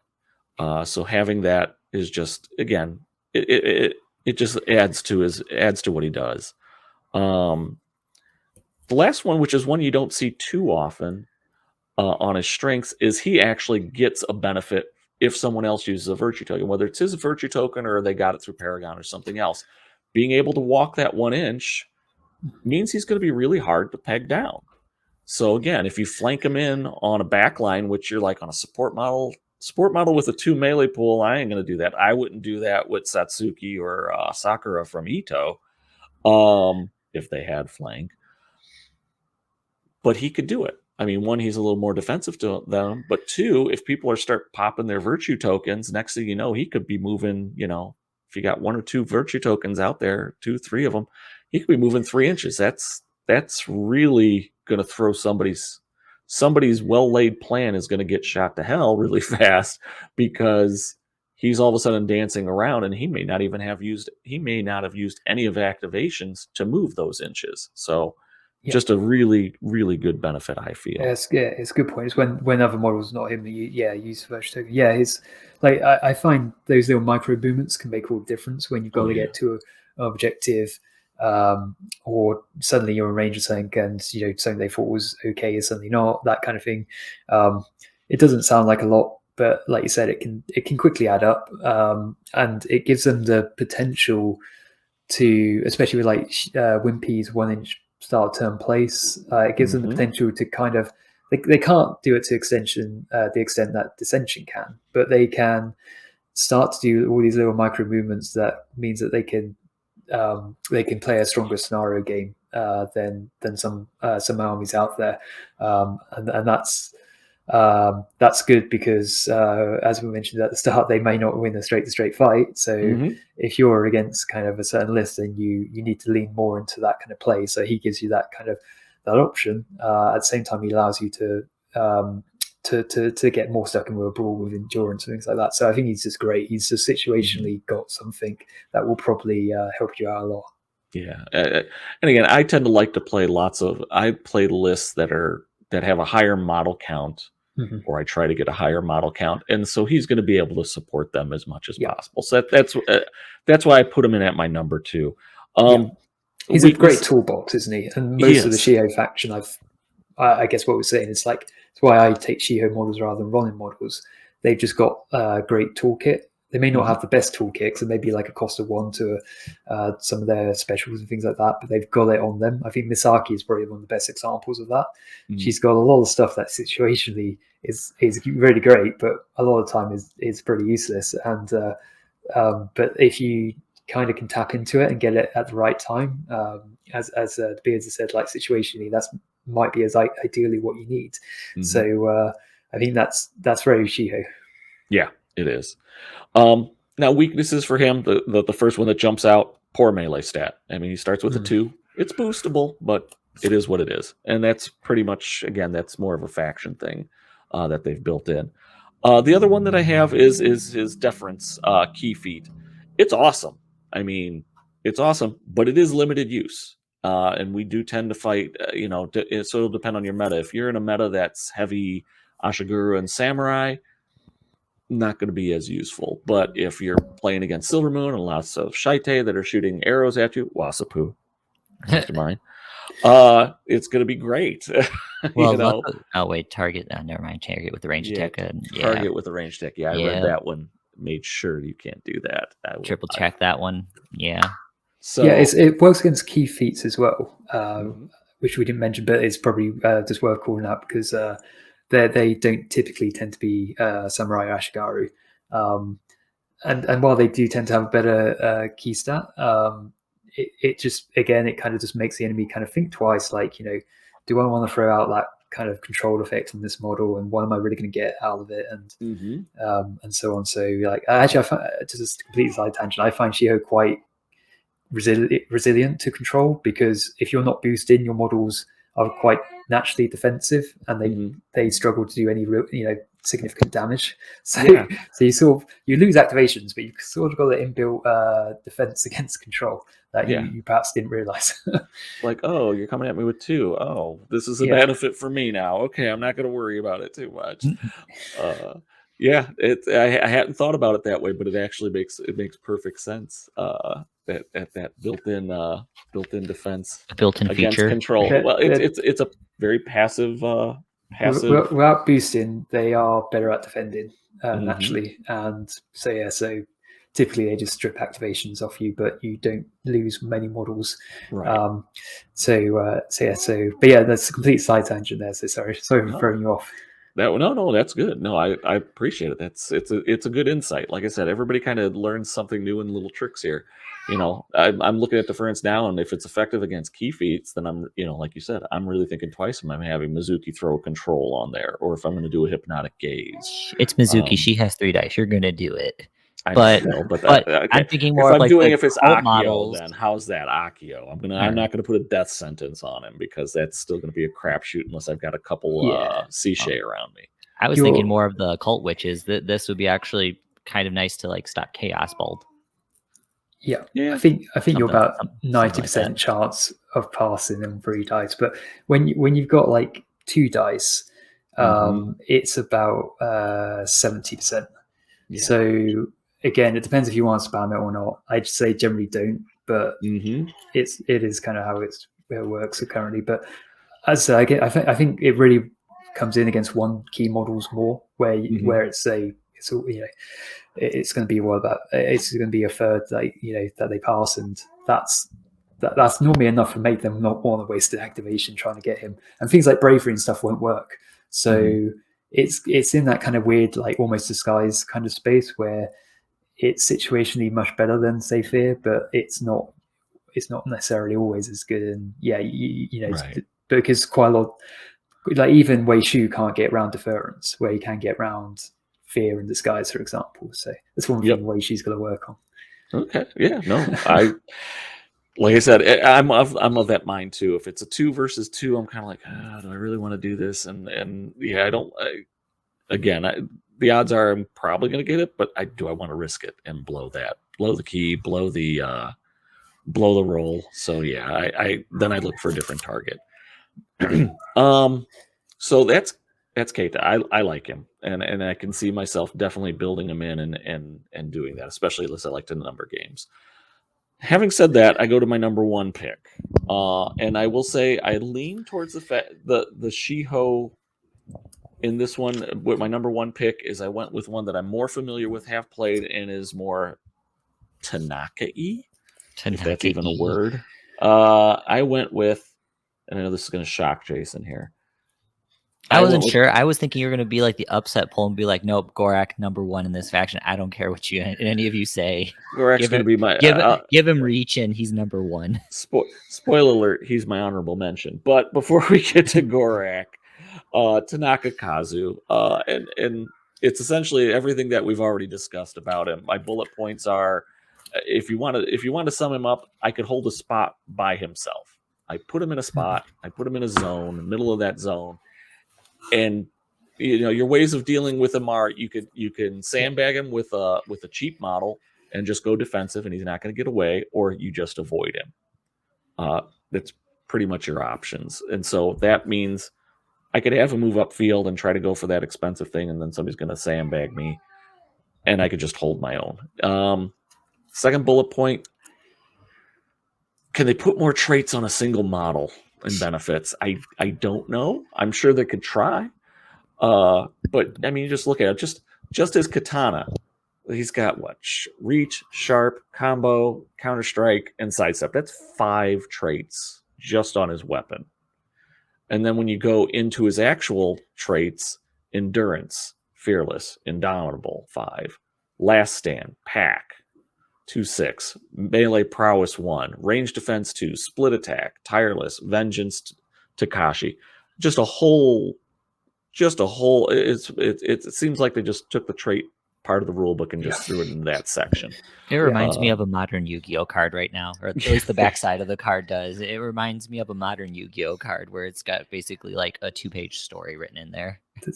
He's got a lot. There's a lot of things unusual about him, but he's one of the few Tanaka with vengeance Takashi, which situationally is amazing. Oh yeah.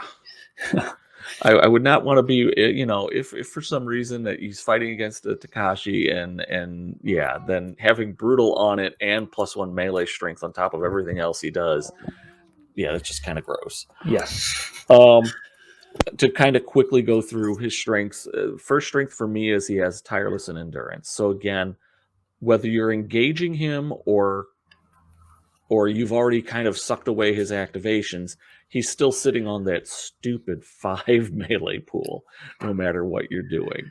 So that's it. Just makes him that much of a harder mountain to climb, and gives it right there alone. I mean, between the melee pool, endurance, and tireless, you could almost call anybody a 25-point model just based on that.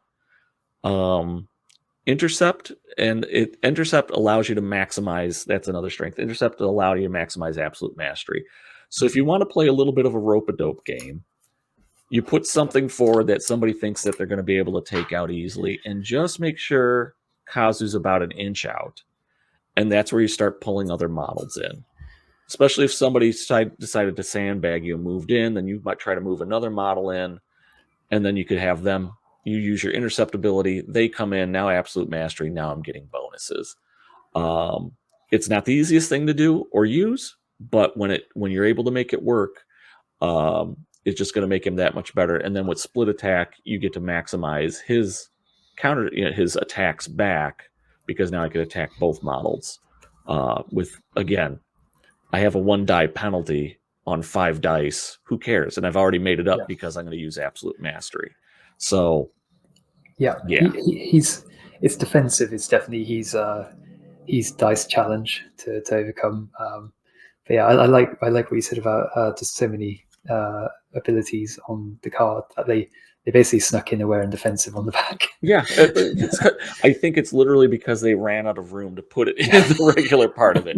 I can't say that for sure, but that's my take on it. Let's see. So, and then last thing of what his strengths, which probably could actually go to the top of it if you really wanted to. He's got a melee pool of 5. He has split attack, and he has indomitable 5. So if he's engaged, whether he's able to engage, I always kind of picture, if you've ever seen kind of the samurai movies or the animes, where they have, just a whole bunch of guys are jumping one figure, and all of a sudden he just does this whirl of blades and everybody's dead around him. Well, he might not actually be killing. Well, he could kill because he's going to have +2 dice if 3 guys are on him.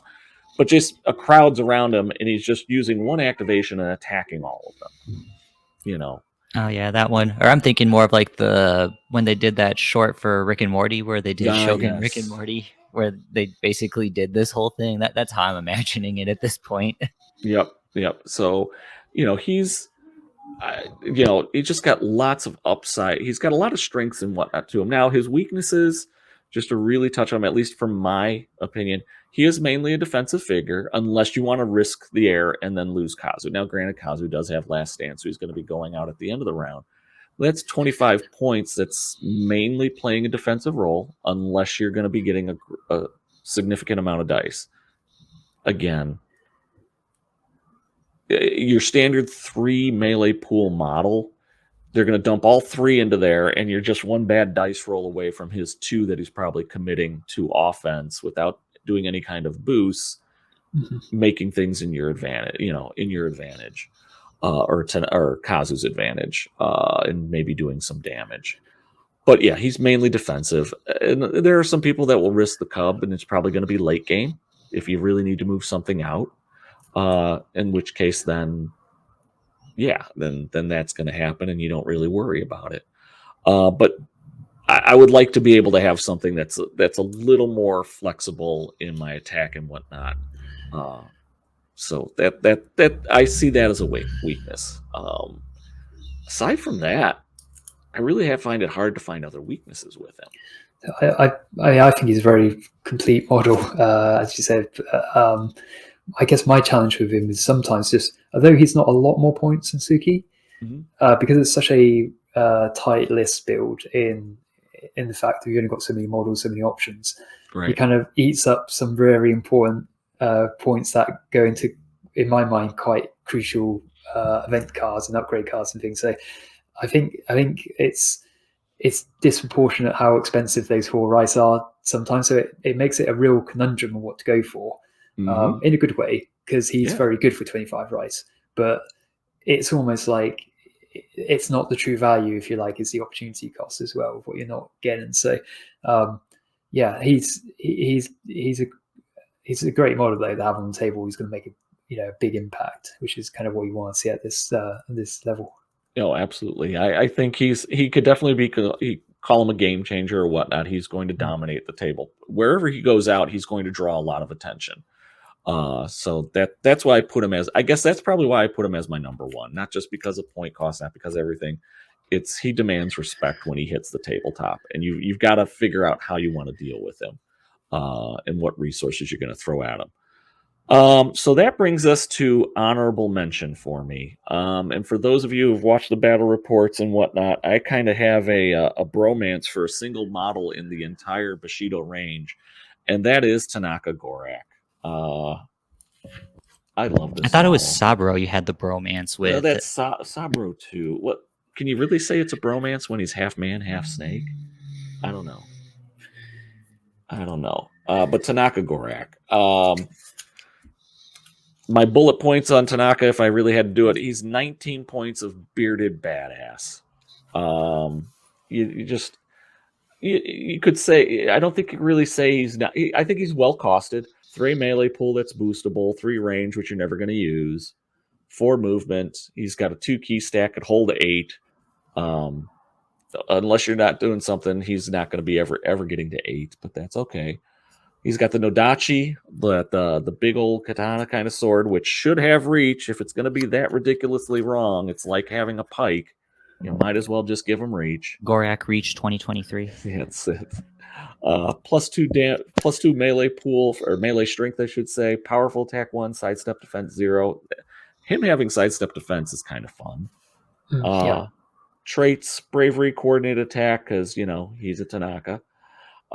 Endurance, indomitable 1, pack 1, so that means he could actually coordinate those team ups. Prowess 1, steadfast. I'd like to think of him as Suki Jr., if there is such a thing. And steadfast. So when I blow my 2 rolls for making my fear check, I could still do something, just at a penalty. And his key feats are solid. Umbrella block, vicious strike. Umbrella block, if you need him to be defensive, he is. Vicious strike, that's the only thing I wish that was different with him. I wish it was pierce, but keeping with theme, they get sharp. And then the great unique effect that he gains +1 melee pool when engaged with a model that's exhausted. So, again, you're working with him. There has not been a time that I haven't used this model and I haven't made my points back up with it and then some. He's just that good. Yeah, I always, it kind of reminds me a bit of like some of the Ito guys, like Suki. He's got the feint, so she hits hard because they defend worse, and he just hits really, really hard. So he's like the Kenzo in the faction, if you like. So if you play him right, he's going to get 5 melee dice, probably drop 1 for powerful attack. So hitting on 5, he doesn't need a big success level to do big damage. Oh yeah. At the same time, he's kind of like a bit of a tank if you need him to be with Umbrella Block. And like you said, he's got some useful abilities. He doesn't drop dice particularly easily with that Endurance and Indomitable. And if you've got the event Kazuyaku no Mimi things, then you can avoid a lot of situations where you would perhaps have like, you know, one person you engage with, someone gets you kind of surprised. You play that, and whereas most other models in the game would have lost a few dice, he's there just like, you know, absolutely fine, ready to put some dice in defense if he needs to. So I do like that about him. He can be a bit more reliable than sort of 6 wounds no armor indicates. Yeah. He's like I said, I enjoy him a lot, not just because I love how the model looks and everything like it, but he's been a solid performer for me. And I find, because I've played Kenzo a lot, and I don't use powerful attack as much as I'd like to on Kenzo, again because he's got 4 dice, so that does help. But I am sorry, I meant sorry. No, Kenzo's the one with feint, isn't he? But does he also have powerful attack? Yeah, Kenzo does. Yeah, Kenzo has powerful attack, and he does have feint as a key feat. Yeah, he's got Takote. But I guess for powerful attack, I especially on powerful attack 1, you see a lot of people bypass it because it costs you 1 die. But Gorak and just the Tanakas in general, depending on if they team up on it, he's probably one of the better. He's probably the best finisher in the Tanaka side of things because he has that powerful attack. So if you are ganging up on something, you probably want him to be your last figure. He's going to get the exhaust bonus. He's going to get all the coordinated attack bonuses, and then he could freely spend his dice to get that powerful attack to get to that +5 on melee strength, which that's even going to threaten the armor 4s of a Minimoto clan. So that's always effective. Yeah, absolutely. I don't know what comparison I was thinking of then, because that probably doesn't work. But yeah, as you said, he hits hard, and Suki kind of is more sort of finesse in a way because she reduces head. So I think they've got different ways of dealing the damage, which is good. Personally, I find his size defense is good, and one of the things that came up in the UK the last event, which I kind of got a newfound respect for, is that you can sidestep defense out of combat with one model and into base space with another. So now I've started to get my head around that. His TARDIS becomes, once you get hopefully TARDIS on him from Suki, becomes even better because you sort of can have that combat. You know, maybe you killed a model, maybe you didn't, but then you kind of can reach out to get that. You know, if you get your defense off, you can reach out to get that other model. So there's not. I don't think there's a prevalent amount of sidestep defense everywhere, but it's pretty good on him. No, I agree. That's going to make it even better, especially as he's probably going to be in the middle of those clusters, and as you get mid game, especially on zones or something like that, you're going to have those tight groupings where he could just bounce around. You know, and you're basically having the battle come to you, and then defense into somebody else, lose another activation, they attack him, defense into somebody else. That's where I have to learn how to actually use Suki effectively, is what it boils down to. I either totally blank on the fact that I need to use it, or I use it in bad spots. So that's some place in my game that I have to improve on. All right, so that's our 3. This is the part where we'll try to see if we could come to a cohesive, what all 3 of us would think would be our top 3s. Like a cohesive top 3 list, aka the rule of the land. I'm gonna say for us. I'm gonna say all of us. I'll throw out there, all of us had kind of had Tanaka Kazu in our list, in some way, shape, or form. So I'm gonna throw that as possibly one of the top 3s. I just don't know where I'm gonna put it. I don't know if I put it at number 1. I could definitely be swayed that Hiroto Black Eagle is in the top 3. Even though he wasn't in my list, I still see him now that I've got wrap my brain around it a little more. I definitely see him in that top 3 mix. Yeah, I think Kita seemed to be in all Kita of was ours. in all three of us. I would be comfortable with saying Kita is probably the number 3 choice. Anything higher than it gets a little bit rough to argue. Especially when you got the other 2 in there, because again, Jason might be the only person who argues that Hiroto Black Eagle shouldn't be in there, but I think he's fine as either. It's just a question of, do we put him up before or after Kazu? Well, then you also have Suki, because I know Suki was my honorable mention, and Suki was, again, if Suki wasn't restricted, Suki would have been my number 1. And then some of my lists probably would have shifted a little bit. And I know for Craig that Suki was your number 2, and I think that Suki was higher for me. she should be in that conversation.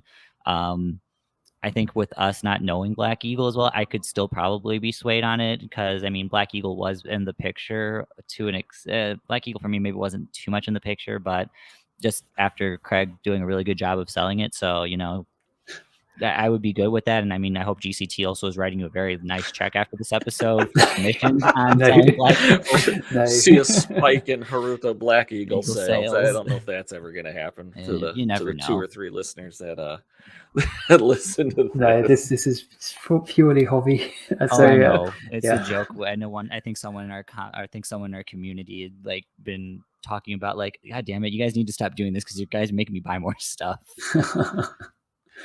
We will also say we do not get anything from Mountain Dew yet. We haven't gotten anything from PepsiCo yet. We're still trying that mini fridge, baby. We'll see what happens.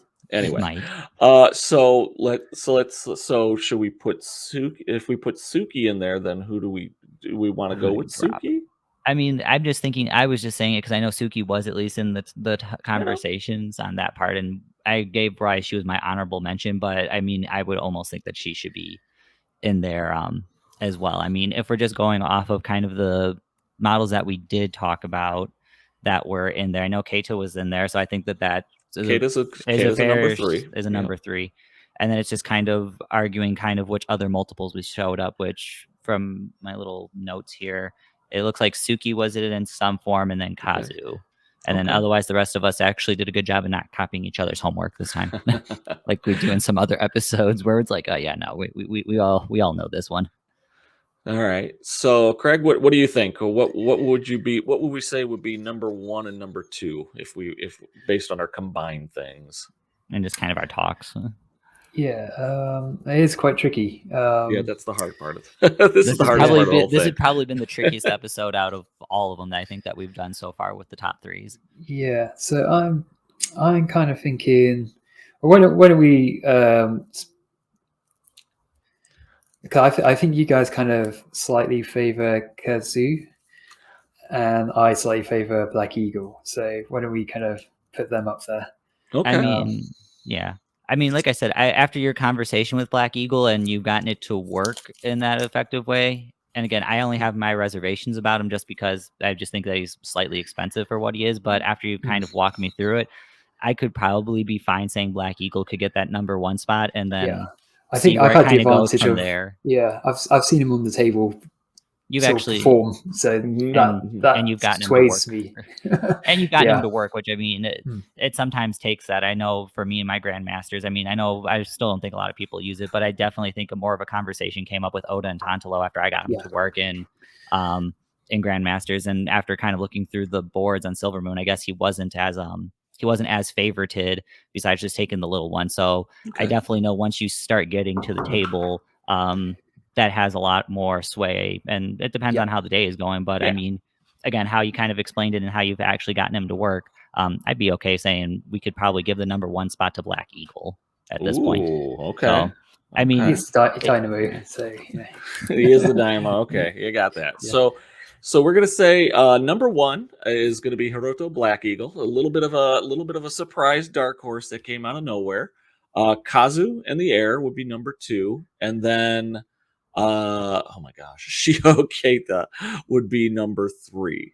So that's kind of our top 3. If you guys think differently, listeners and viewers think differently, throw us in the comments. Tell us what your top 3 would be. Tell us why you disagree with what we think our top 3 are. We're open to that.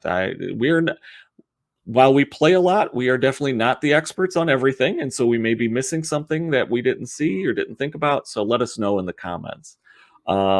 Craig, it's been great having you. It's a pleasure talking with you and getting your insights on everything. Absolutely. Great. And did you have anything that you wanted to plug? I know that you guys still do the podcast. I know you guys Yes. did do some stuff on YouTube. So if you got something if you want to promote, or you got Yeah, anything, a Please. cause that you're doing, please feel free to share it, and I'll work with you on getting information to make sure that it's on the YouTube videos and the podcast links yeah. below. I mean, we still have our Bushidocast podcast. So if people Mhm. like listen to Bushido content made by the community, effectively people who just play the game and enjoy it, then check it out.